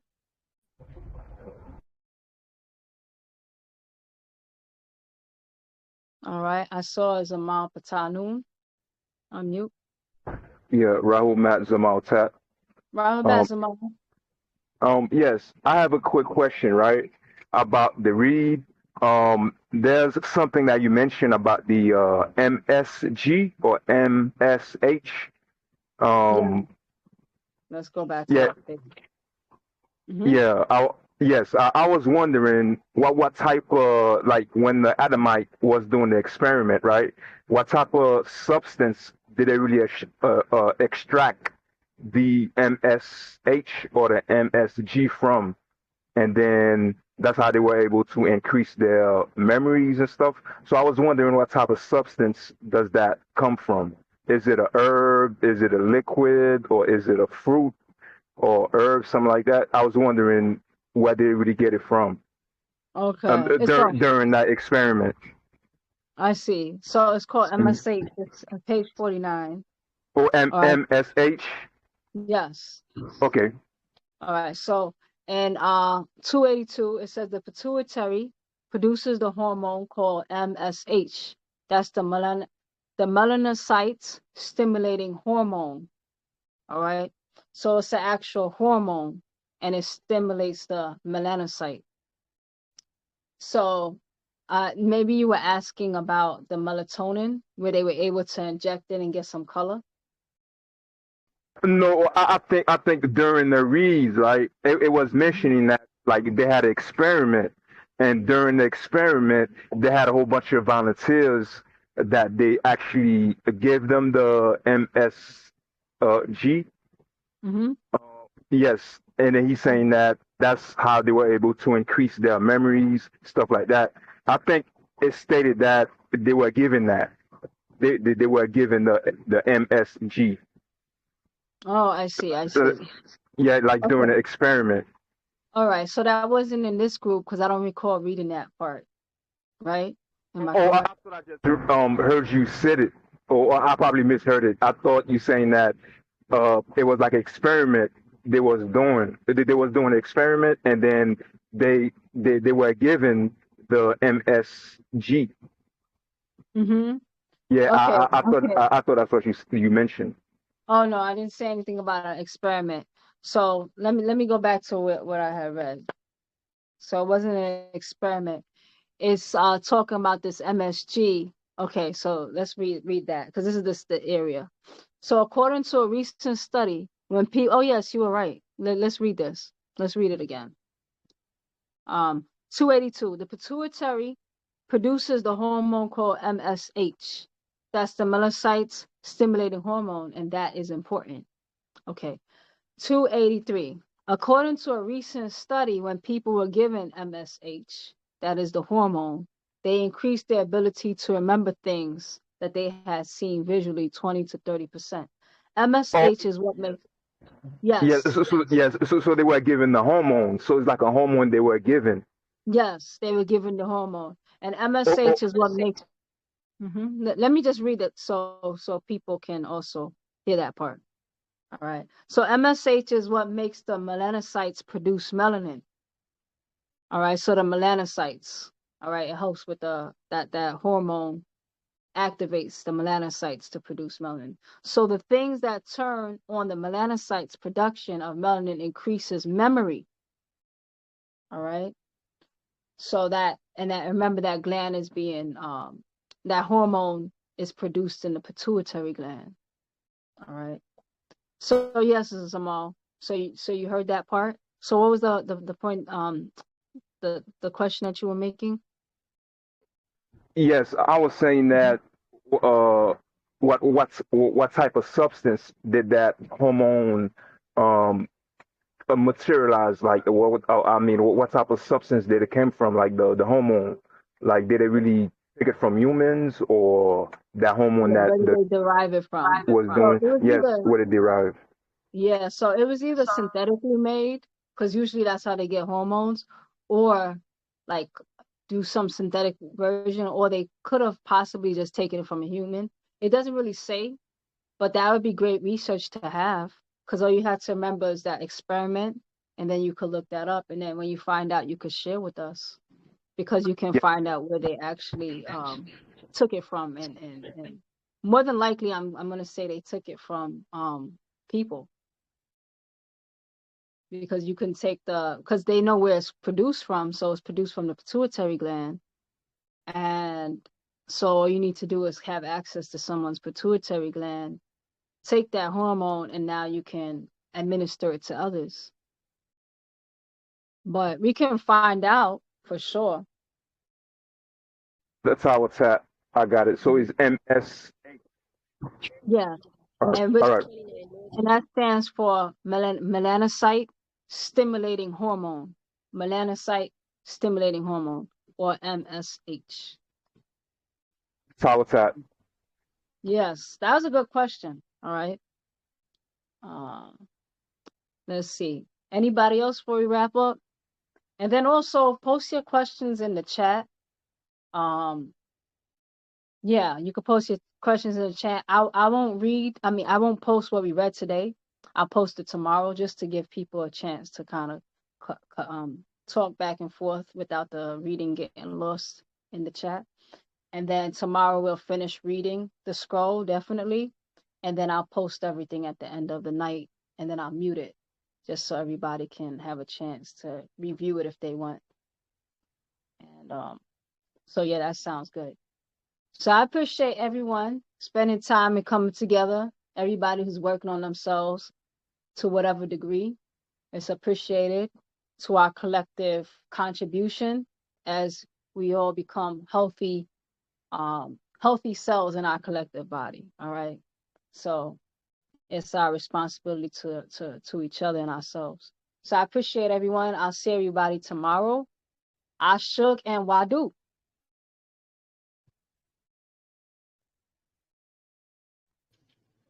Wadu. I shook. Ashuk Wadu. Ashok Wadu.